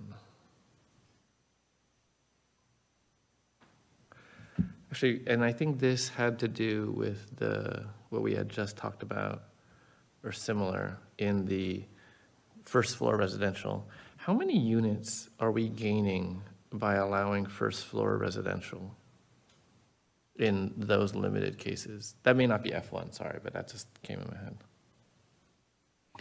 We didn't look at the sites that precisely. To look at each site and say, oh, well, this could accommodate X number of units on the ground floor. We didn't do that. Okay. Would you think it's a large number, like more than 50? No. It's got to be a smallish number. Because again, what we're suggesting, what the recommendation is to allow some flexibility to allow some residential on the ground floor behind commercial uses. So that was some feedback, pretty clear feedback we got from some of the planning commissioners was they didn't want a blanket allowance for ground floor residential on side streets. And that was some of the feedback we got from the Balancing Act survey as well. People were comfortable with commercial on the ground floor, residential upstairs, or horizontal mixed use behind. Okay. So the recommended amendments that you'll see would expand residential uses to allow them behind commercial uses. The implication with that is that you're not going to have 100% ground floor residential, right? You're going to have maybe 50%. So no, I don't anticipate that you're going to have an explosion of ground floor residential units. So the way that it's laid out, the fronting of any of the properties would still be commercial, but you could potentially have residential behind. Like when you say behind, do you mean literally behind, or I just want to clarify. Or is it like a separate unit, or is it part of the same unit? And like how does that work with the way that we're proposing the zoning in terms of how it would front on the street? So the general plan land use element changes that you're going to see are not that specific. And partly that's because intended to allow some flexibility in how the policy gets implemented. It simply allows it upstairs or behind. Going back to your earlier question about, I think it was program D1 maybe, where there's a mention of live work. Yes. That could be a live work scenario where you have ground floor residential and a working space within actually the same tenant space. There's some building code restrictions with that for fire rating and things like that, but it's possible to have that. You could also have more of a, so that's a scenario where you have residential on the ground floor, literally immediately behind a commercial space. There could also be a scenario where you have a commercial building and then a parking lot and then residential behind it so that it's not visible from the street, but it's, tucked behind the commercial frontage, so you maintain the commercial frontage. So the language is intended to be somewhat flexible to allow either of those scenarios or even some other potential scenarios that I can't think of right now. But the main thing is what we heard in comments was maintain the commercial frontage on streets. Okay, and that we're continuing to do that even with D1 and F1 here? Yes. Okay. For G1, which is immediately following, didn't we already do G1 with respect to applying the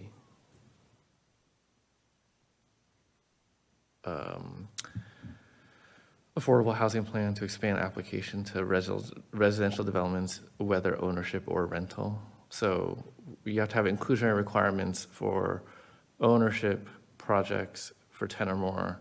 This contemplates doing it, adding rental units as well. But I seem to recall we did that already.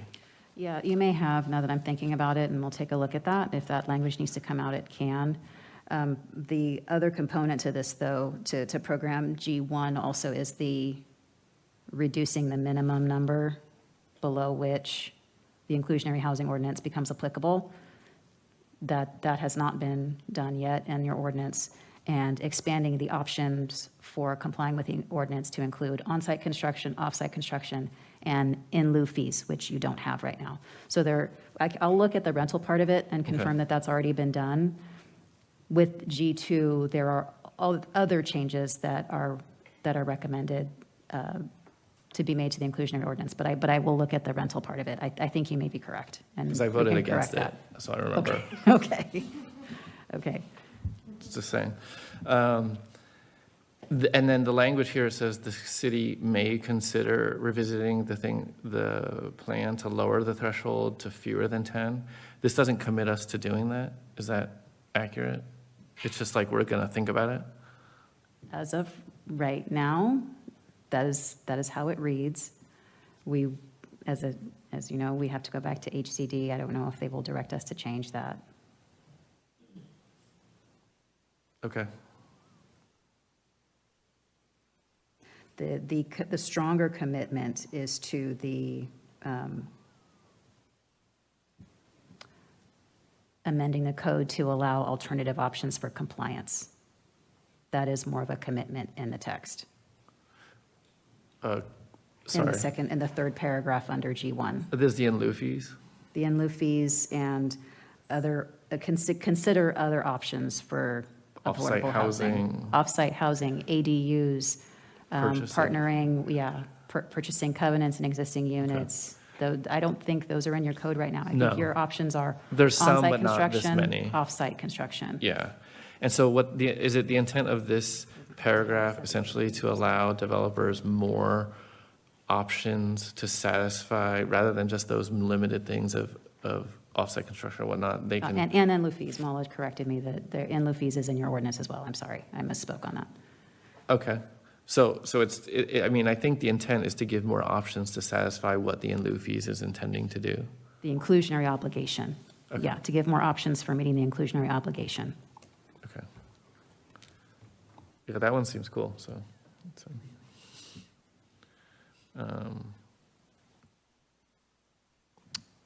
Okay. Does anyone, I have like a list, so if I could easily take a break if you guys have other questions. You should have jumped in earlier when we were doing it. You were on a roll. I didn't really want to. All right. For H1, how and where would H1 take place? Like,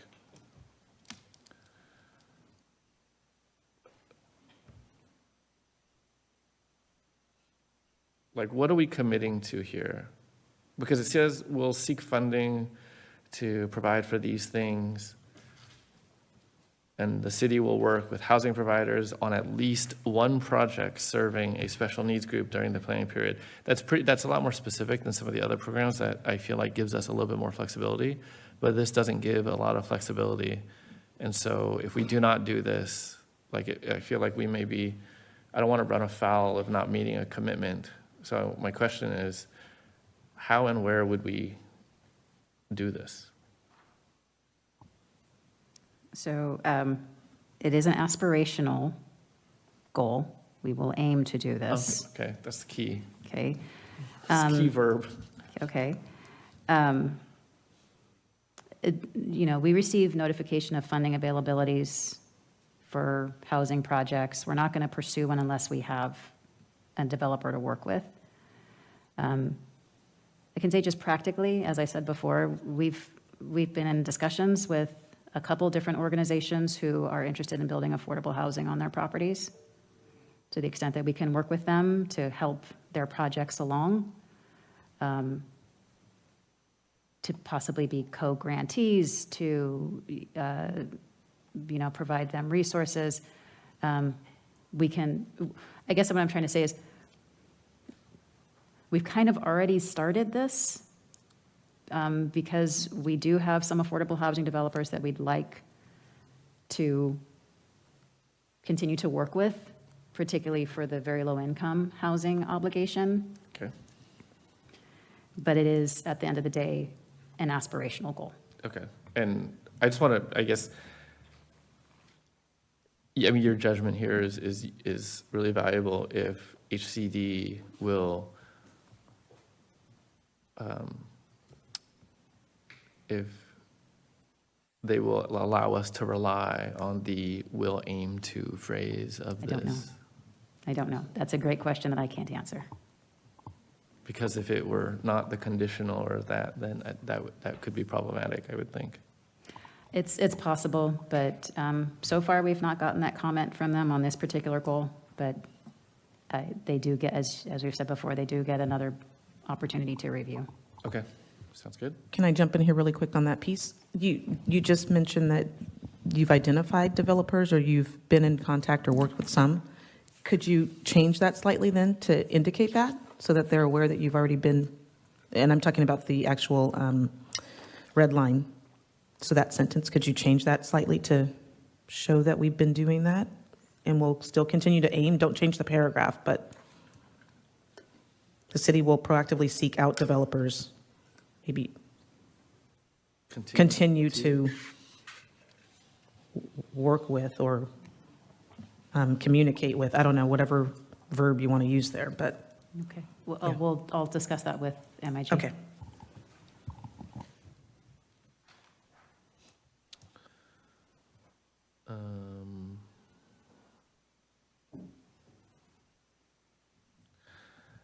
Okay. I'm going to jump to page 63 when it talks about ADUs. It's the document page 63, but the internal page 4-6. There's a statement here that says something about us not updating our municipal code for ADUs since 2004. That this calls for us to adopt a pre-approved ADU plan. Just a clarification. So my understanding was that, we haven't changed our ADU provisions, but because we have not yet done that, then the state ADU rules apply because they're more permissive. Is that accurate? That's correct. Okay. So if we do nothing, the state ADU rules are in effect essentially, and ours that are more restrictive are just not applicable? We don't, right. We do not apply our local ordinance to our review of ADUs at this time. And I don't think that we could I think there's we did a study session on this. I got to say in November of 2019. 2019. If I recall. And I think the conclusion was it wasn't a high priority because we couldn't do anything in this space anyways. There was only a very limited options that we had since the state occupied most of the space with their rules anyways. Is that accurate? Well, we're working on an ordinance now. Okay, So, cool. stay tuned this spring for something coming back to you. The ADU regulations, you're correct, they've changed. They've changed as recently as September of 2022. And so we had to shift a little bit because we'd done some work and then had to backtrack and undo some of it and redo some of it. So, but that is high on the list of priorities for me to try to get adopted through the Planning Commission and back to this council in the next few months. Okay, sounds great. And then when it talks, in the next section, talking about residential care facilities, it talks about objective standards allow in the first inserted paragraph, it says, the housing program calls for amending the zoning code to allow residential care facilities or group homes by right, subject to objective standards. Do we have an idea of what objective standards, or what would be considered objective standards in this context? Are you looking at the bullet points on page 4-6? Just below the bullet points, the first paragraph below. So the paragraph right above employee housing, but below residential care facilities.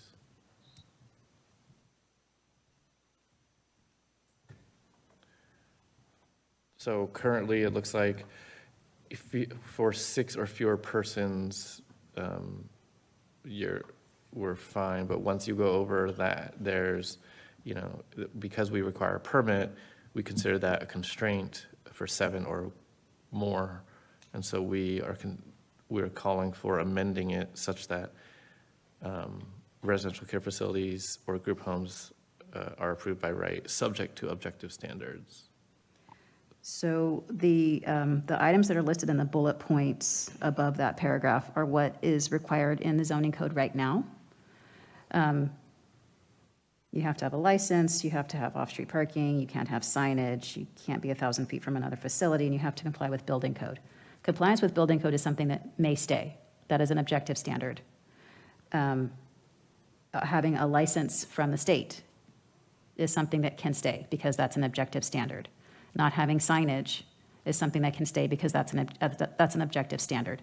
I think what we're really looking at is getting rid of or what this text here is suggesting is that the off-street parking is considered a constraint, so we need to reassess that. And requiring a use permit adds discretion. So now we're out of the category of an objective standard, and now we're into the category of discretion.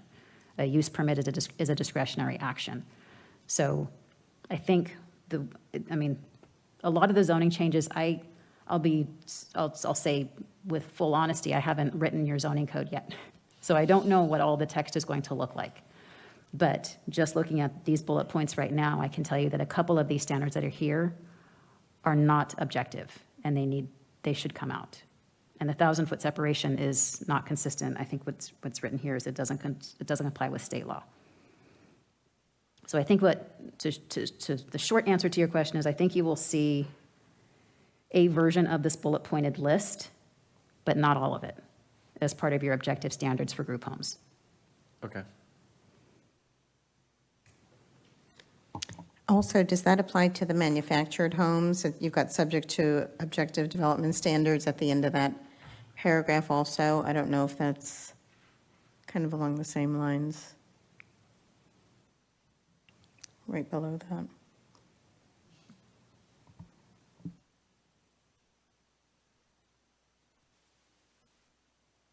I think the concept is probably the same, but the application is likely different. Yeah, I would say that's accurate.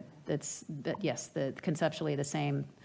You can have objective standards that say if it's a manufactured house, it has to have skirting around the bottom. If it has to have eaves that are a certain size, you have to have off-street parking.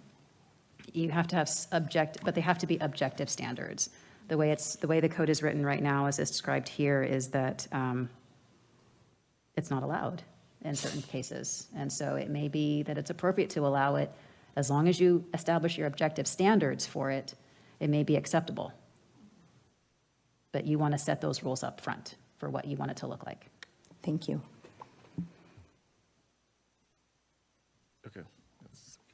that one. Okay.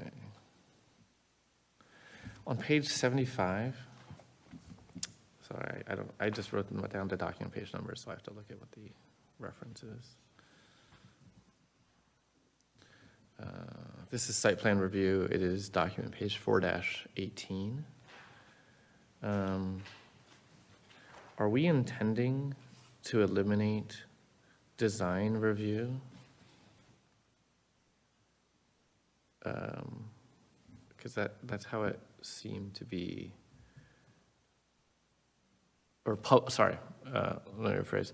Are we intending to eliminate a public hearing for site plan review? That was my question. Yes? Yes, Yes. that is the intent. The site plan review process right now is triggered if somebody wants to add a second-story addition onto their home, even if that second-story addition is within maximum building height allowances. So maximum building height is 35 feet. You have a single-story house and someone wants to add a second-story addition. Technically, that has to go to the Planning Commission, even though that second-story addition may not be more than 28 feet above grade and well within the maximum height allowance of the code. Last year, we had a resident who wanted to add a second story. It was technically a second story addition. It increased the height of the structure to, I think, 20 feet.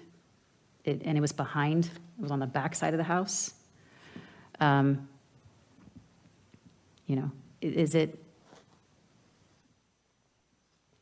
It met standards. It met setbacks. It met standards for height. It met setbacks for lot coverage.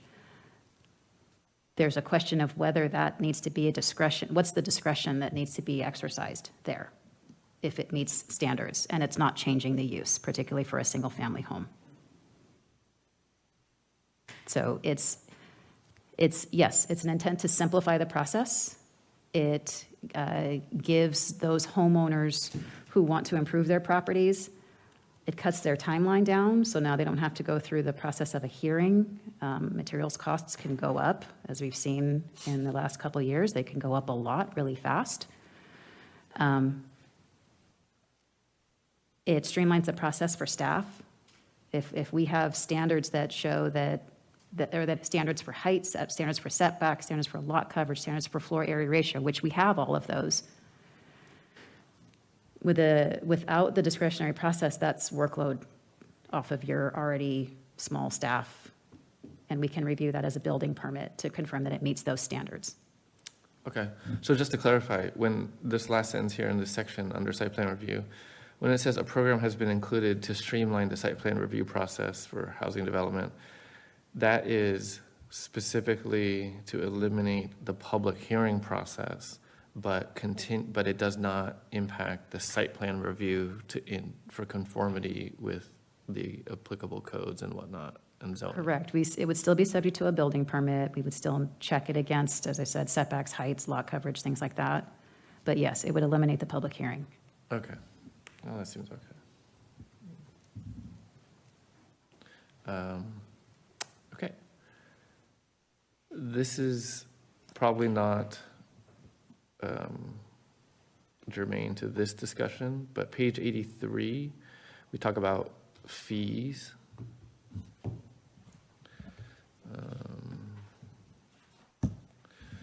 And we do a comparison of what the development fees are in Clayton versus other cities and whatnot. So that is document 4-25 and 26, I guess, is where it concludes.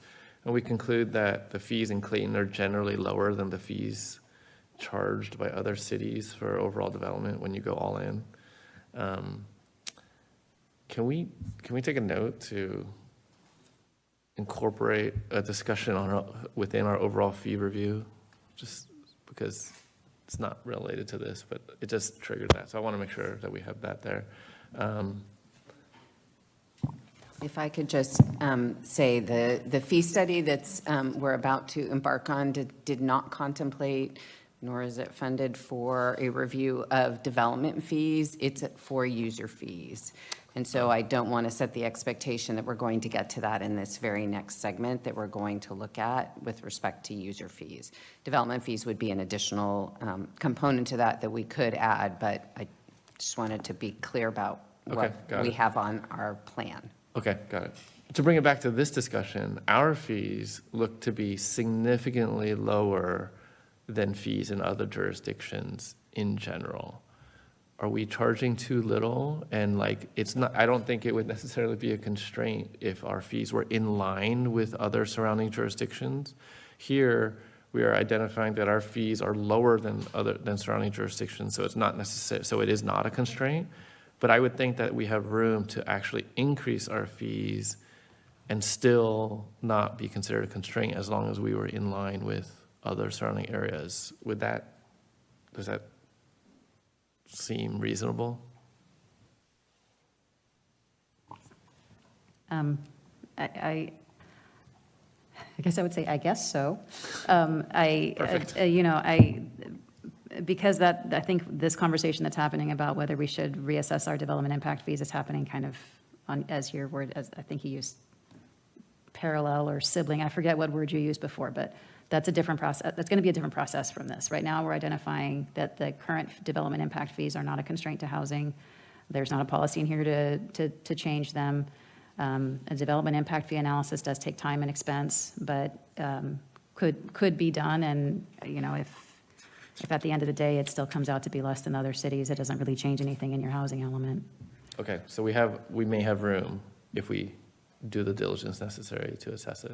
Yeah, I mean, I think jurisdictions have to reassess their fees every few years anyway. So it's possible that a jurisdiction that adopts a table similar to this, that's a comparison of fees, those fees may change within that jurisdiction. I think that's a reasonable and practical assumption to be made. Okay. I just have a couple more here. We call Site V Sino Hill in the document. Yes, what would you like to call it something Can we not else? call it Sino Hill? That is fine. It is on Google Maps as Sino Hill, but yes, we can call Google it another Maps name. can be user submitted. Maybe he submitted, I don't know. But yes, yes, we can give it another name if you have some suggestions. You want to call it Eagle Peak? I would open it up to any suggestion that Eagle isn't Peak named Avenue. after a person. Eagle Peak Avenue. Eagle Peak is a great name. Okay. Just we will change that. so that our official document doesn't make reference to the current owner of the property. That's fine. That's an easy fix. Unless anyone has other suggestions. Okay. And then I think, okay, so the last item for now, on page 130 of the document, I'm scrolling there now. This is the fair housing issues, and it is document page 7-3 at the top. It continues a large discussion from the prior page that talks about a history of housing in Clayton, which I like the quotes, but at the top of the following page, it says, have all contributed to the current patterns of segregation seen in the city today. Are we really saying that there's a pattern of segregation within the city? I had that in my notes as well, as a question. I mean, we are, because I'm reading it, so that's somewhat of a rhetorical question. Can we not say that? I think, Laura and I can discuss how to rephrase it, but I think what we are trying to acknowledge here is that the statistics for this city show there's a demographic pattern. Yes, there's a demographic pattern. It is a predominantly Caucasian community. And I think you've kind of posed this question before about single-family housing and how single-family, yes, you did, you did. Not today, but. all No, right. no, not today, not today. Sounds like something I would say.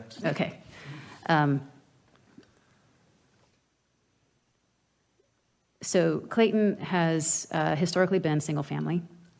There's not been a lot of rental opportunity here, and that's been part of the city's planning. The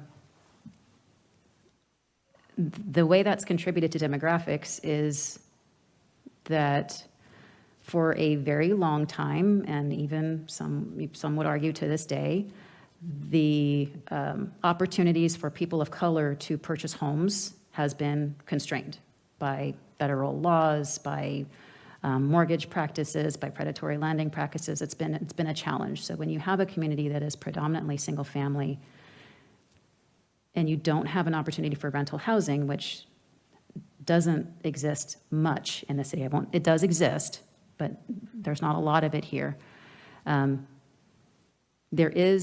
It does contribute to a pattern of the demographics that you see now and that are described in this chapter. So, I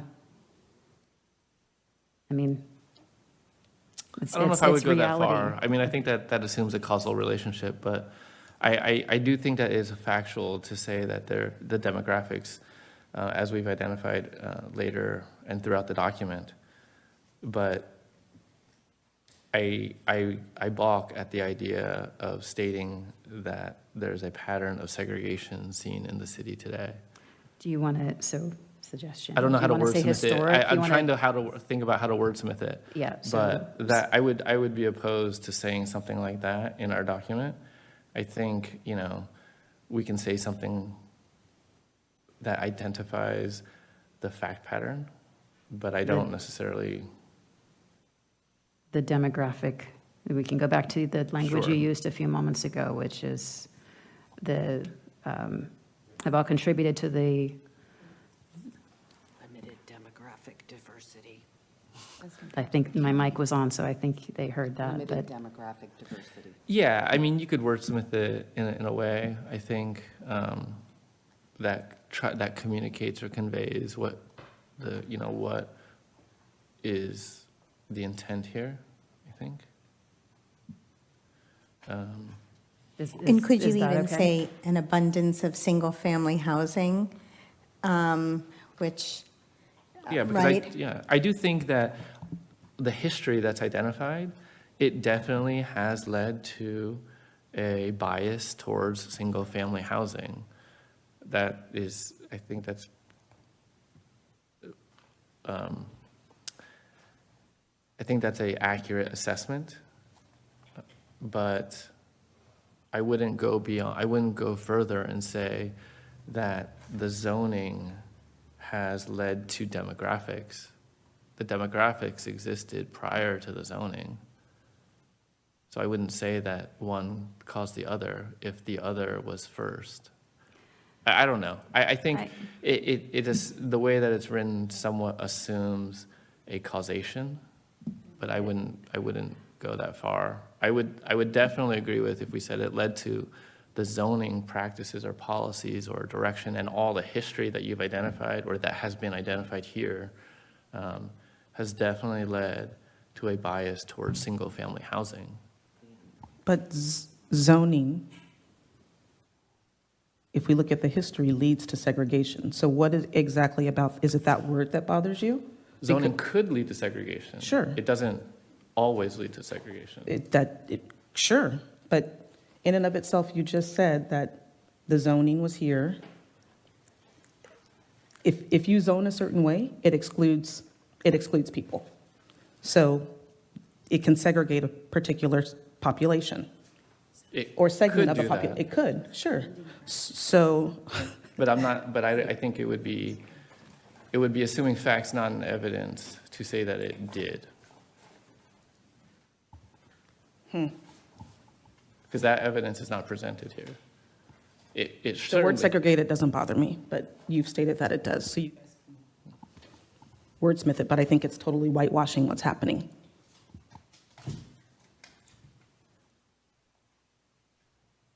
The demographic pattern was here long before the city was even a city. Sure, but there's been many councils who could have changed that, and I think that's clearly stating, but community and city council opposition geographic constraints, et cetera. But if we just go to that first part, community and city council opposition, those are the people who zone. It's the councils. They're putting those policies in place. Yes. Okay. I think when the language talks about opposition has created segregation, I think the community, so here, the first clause, or maybe not the first, one of the clauses in the sentence where it says community and city council opposition, geographic constraints, zoning limitations, and community priorities, they've contributed to, I would say, a bias towards single-family zoning. That is true. And what the rest of that sentence? I would not say that, because each of these things, this is saying that city council, for example, as one of the clauses in the opposites, it says, you could read it when you separate all the clauses, you would say, city council opposition has contributed to patterns of segregation. Geographic constraints have contributed to patterns of segregation. Zoning limitations have contributed to patterns of segregation. And community priorities have contributed to patterns of segregation. The way that this is phrased means all of those things individually as separate clauses, right? And so I would not say that. So would it be better than to geographic take out all, the word all, and leave it the way it is, so that then that's not true anymore? No. I you still don't can't. have a problem with that. When you join the clauses in this set of commas, for construction, you would have to say that each one of the things within the phrase is also, it's like the composition is contributing to the last item here, calling it patterns of segregation. So unless we could identify specifically how geographic constraints contribute to current patterns of segregation, I don't think that would be accurate. One, it assumes that there are current patterns of segregation, which I would take issue with. And then two, I don't think it would even be necessarily true for each of these items. But I just think it's unnecessarily inflammatory to say that, because really... That's what I was wanting you to get to. Yeah, So the word segregation bothers you because you don't feel like there's segregation that's been happening with any of these issues, in any of these items that are in this clause? No, Okay. I'm not saying that. Then let's fix it. What I'm saying is, I would not assume that it is true in all of these things. Okay. And whether or not it is, I don't know.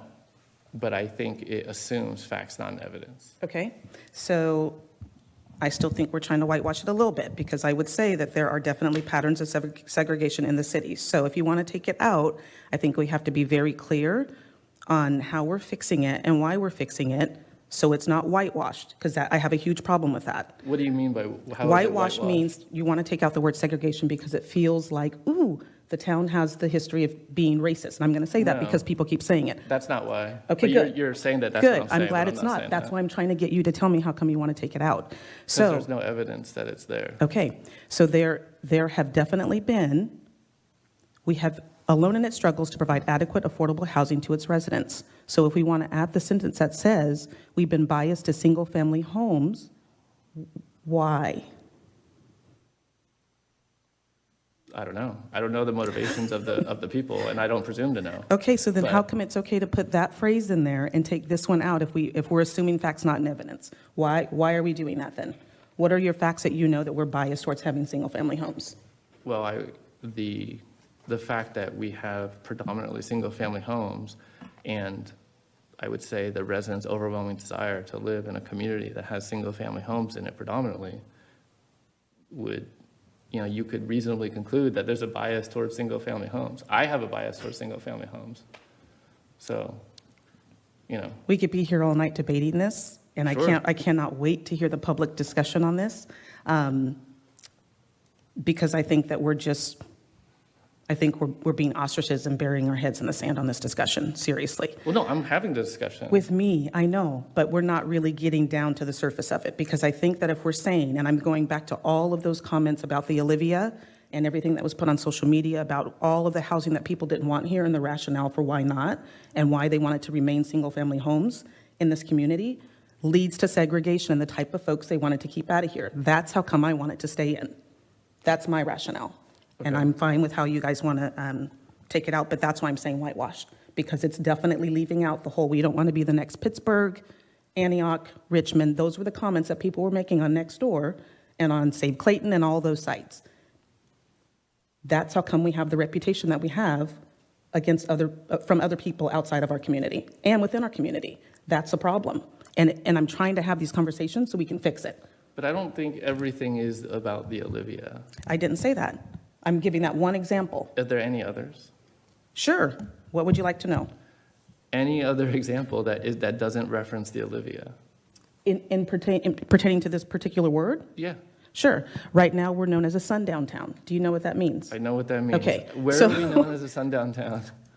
Keisha Nzewi will tell you right now she will not come here and she leaves before it's dark. There are other council members from other cities who make sure that their children leave this town before it's dark. There are other people who don't drive through here when it's dark because we're known as a sundown town. I was at the conference in Long Beach. A gentleman that lives in San Leandro said he wanted to buy a house here, and his wife said, absolutely not. That's a sundown town. Are you safe in that town? I said, yes, I'm safe. You should come here, buy a house. It's still happening. Okay. Want some more? Is the perception that isn't reality something that we would say exists? Say that again.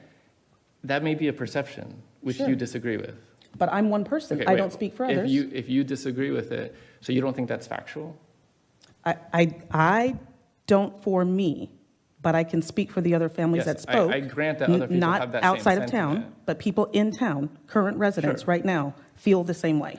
I grant that people will have that sentiment, Okay? but you disagree with it, Which part? that this is a sundown town. I can drive here at night. There are others who cannot. So wait, do you agree with the sentiment? I agree that there are people who are afraid to drive here at night. Sure, but people could be afraid of anything. What Nope, I'm saying I'm is, answering your question. Is it based in fact? For them, yes. I can't speak There's to an their objective experiences. Nope. fact. Nope. So this is exactly what was going on with these conversations, so I'm glad we're going to have it. And I know this is getting away from all of this, but we're going to do it. I can't speak for all families. I can only speak for what's I'm happened only to mine. asking about you. Right, but I'm a voice for people in this community, Sure. just like you are. So I have to do that. You can't just confine it to me. I haven't experienced that particular piece. I can drive around town here at night, and I'm fine going outside, presumably, within quotes that you're safe, not safe everywhere. Did I think it was a sundown town before people were telling me that that's how they felt? No. But knowing that that's what's happening to other people, and knowing that there are people who live in this town and they have for 30 years, and they go to work and they go straight to their houses and pull in their garage. And I know that you were at that June 5th rally in the park in the Grove when that first lady got up and spoke. So I know you guys were there and heard that. This isn't new news. That person didn't feel safe in her own community. She didn't feel like she was welcome. She didn't feel like she belonged here, even though she wanted to raise her kids here, to not have them in a different town, right? So if people are feeling like they need to live that way, that's a problem. So that's what I mean by not whitewashing things. If there are people who are saying it's not just their perception, that that's their reality, whether it was because they were getting harassed wherever they might have been, that was their reality. Not mine, but I'm telling you what people have said. Okay, yeah, and I Okay. can accept that. Okay. And I think, I wouldn't disagree with their own assessment of how they, the feelings that they're having. I don't think that in and of itself speaks to an objective take on what exists within the city. I think that is clearly a person or several persons' sentiment, which I wouldn't disagree with, but to say that is the fact of, in context of the overall city, I wouldn't say that would be a fair assessment. Okay, so then when you want to change it to, and this is why I'm pushing back, when you want to change it to that there's a bias to having single-family homes, it's excluding those who, I think you might have even said it too, it's going to lower property values to have these homes here. There's no fact in that. And if there is, please point to me where Sure, that is. I can. Where? So economic theory would say that as you increase supply, you're going to decrease, with constant demand, an increase in supply will necessarily lower the price. I mean, supply-demand curve will tell you this, right? So by having I'm going to just throw out apartments here in town. You think that Not your home. necessarily apartment, no, not Okay. apartments. I don't care about well, you can bifurcate into the various granularities, but necessarily, if the supply increases, the cost must go down, all other things being equal. That's economics. If all of a sudden Clayton had 1 million units, the cost overall on a unit price would have to go down. Unless somehow that supply exceeded demand, unless demand, it was still greater than the available supply, sure. But I don't think that's kind of a weird example. Yeah, because I'm trying to put it in context of the 570 units that we have to zone for. It's like inflation. If you print trillions and trillions of dollars increasing the supply, the value of each individual dollar will go down in real terms. Okay, right? so talking about housing, housing. So we were talking about does I don't need to get into supply demand. I want to understand how. I thought that's what you were asking. No, not at all. I want to understand. I think we're getting off topic of We the are. I'm housing trying to bring us element. back. So if I'm trying to get to the whole point of why people are opposed to having why people only want to have single family homes and they're opposed to other types of housing, and the rationale for that, and the discussion that got off the rails on social media and in person. We're not talking about that. I'm trying to get us back here. Okay, got it. So if you're opposed to having, or if we're biased to having single-family homes, why would we put that in here? You're okay with Why? telling people that we only want to have those, and we know that we're not going to have those No, anymore? I would say we historically we have had that. I mean, I think I don't think anyone would disagree with with that. I mean, that's how our zoning is reflected in our zoning. So to me, that's objective. I think you can have a bias towards single-family homes for a number of reasons. Sure. Like, you like to live on a ranch. Or I think it something. changes depending on who you ask. Yeah, like Sure. if you like living surrounded by 100 open acres, that's going to be a lot different than wanting to live in like a dense area where you have access to a lot of restaurants and services. I mean, these are just that's just a choice that people, not a choice. That is a difference in preference for people, right? Sure. So here, I like what Rain, I'm not to cut you off, but I know that they're like, can we go back? We can get rid of segregation, and we can go back to your lack of diversity comment that you had in conjunction with their bias towards having single-family homes, but there definitely needs to be something about lack of diversity in there. Well, so if we lack of diversity of talk housing about, or lack of diversity of people. It already says that in there, above that, Which part? when it compares us to the other cities. Go ahead. Right. So if we talk about, blah, blah, blah, community priorities have a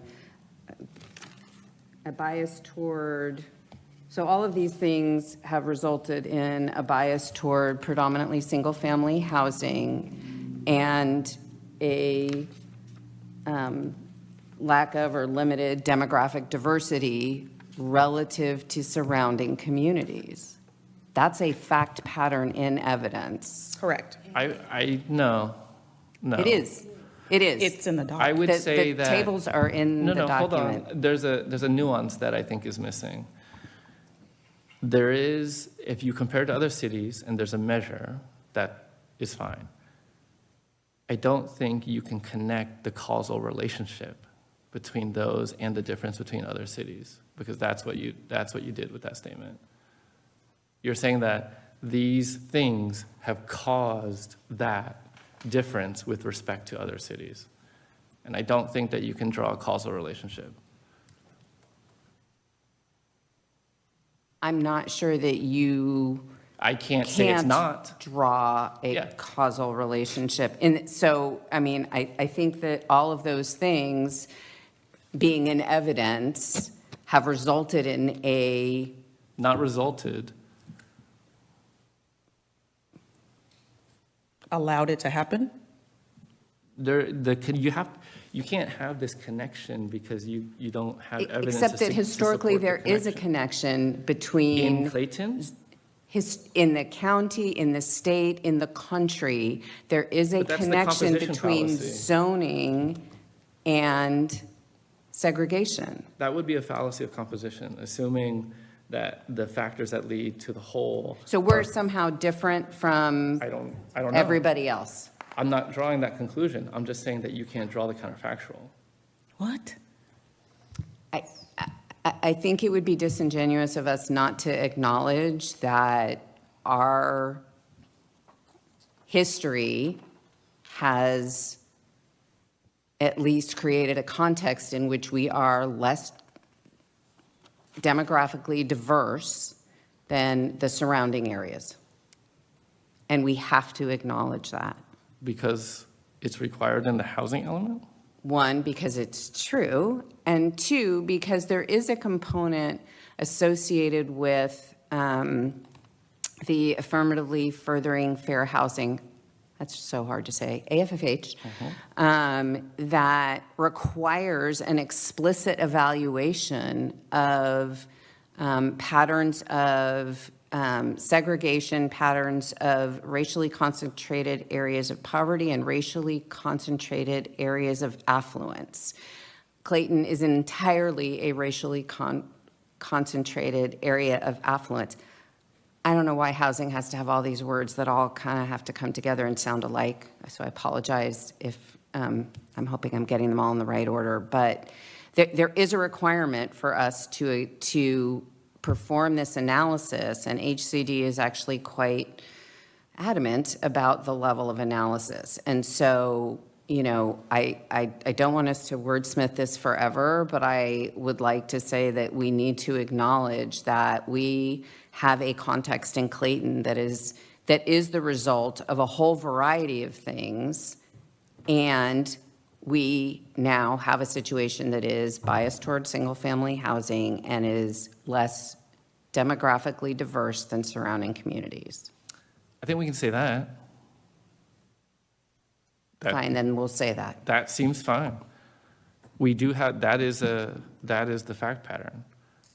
But I would not say that these things have, you know, caused all of those things. That to me is a stretch. But I do think that, and these other areas where we're talking about the, I don't know the acronym, the thing that you just said, the concentration and the AFFH and all that, those sections here, those seem fine. Like, I think that the way that it's written is, you know, seems to be a good presentation of the fact pattern. It was this one section here that kind of caught my eye, so to speak. So I think it would be fair to say that instead of the current patterns of segregation seen in the city today, I would strike that and say contributed to the current pattern. If you want to keep the word patterns, that's fine, but our current bias towards single-family housing that we see today, and leave it at that. And? Why and? Oh, sorry, and limited demographic diversity relative to surrounding communities. Is that true, limited to other communities, though? Because we may have gotten an F, but there were a lot of Ds here, too. So are we saying that's... We are one of the most racially...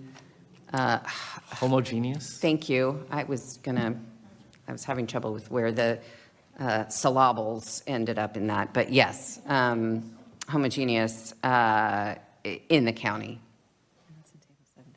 And that's in Table 7-6, says my fabulous community development director. It is. I mean, yeah, that's the fact, so.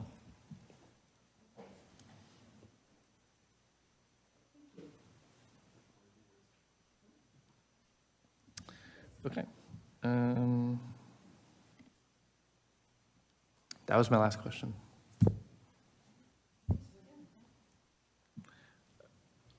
I didn't mean to monopolize all the questions at the end there, but. I can't listen to two people at the same time. Vice Mayor, anything else to add? One ear.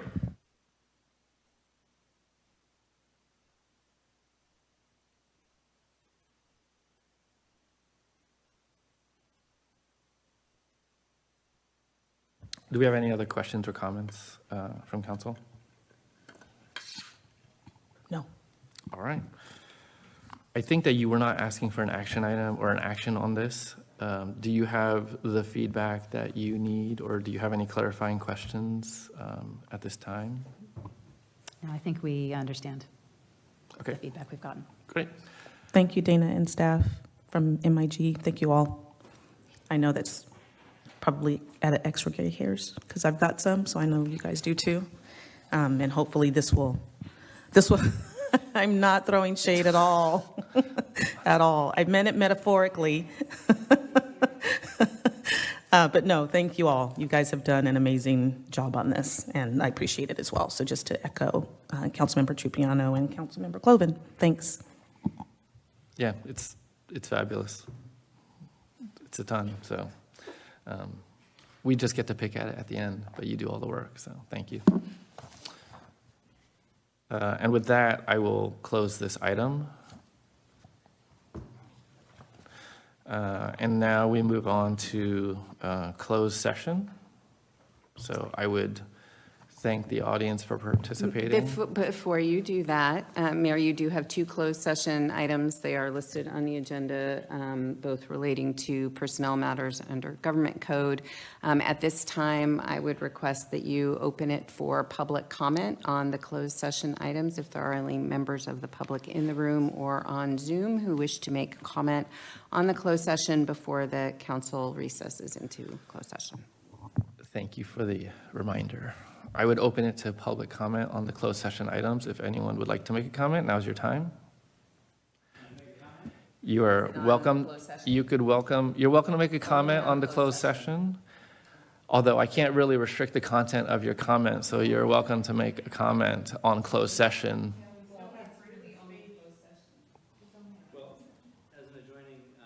You need to turn the microphone on. I would recommend you turn on the mic. Hello. Thank you so much for you being putting in your time to do this work, because it's meticulous. It's like pulling hairs out one at a time, and you all go through and do it. I could not do it. Thank you. I've been adjoining this town for 30 years. Actually, we're going to have a party. We've been living in our house for 30 years, April 15th. I don't know if I can invite you folks because you can't all come at the same time as some Brown Act or whatever.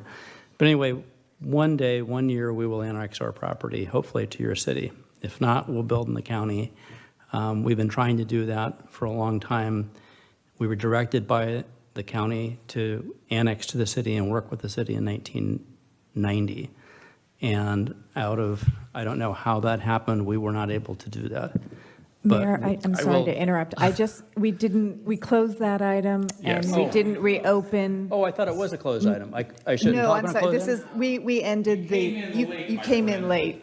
Well, that's fine. You missed the boat, as they say. I will say that isn't related to our closed session. Yeah. Okay, well, anyway. Not, you may So- already I made close that So comment. unless you want to speak on closed session, which is not related to the housing element, is what we're trying to say. Okay, well, that's fine. I'll interact at another time, but thank you for your time.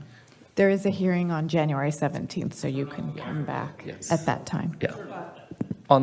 I will, for your benefit and anyone listening, on the 17th, we will bring this item back on next Tuesday.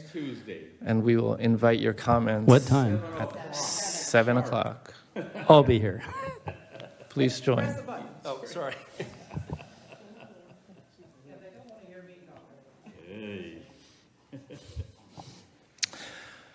Do we have any comments or raised hands for the folks online?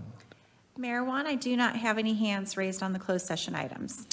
Okay, and with that, I will close public comment for the closed session, and we will proceed into closed session. So I thank the audience for participating. At the end of closed session, we will come back with any reportable items, if any. Thank you. And then do we say goodbye to our friends on Zoom? Yes. They can come back if they'd like. Okay.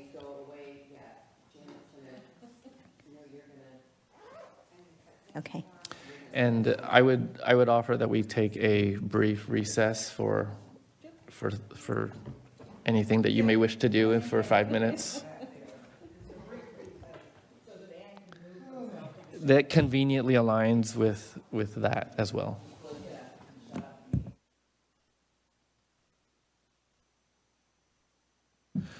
Thank you. We returned from closed session, and there are no reportable items. And with that, I will close the closed session, and we will move on to the last item on the agenda, which is adjournment at 10:48.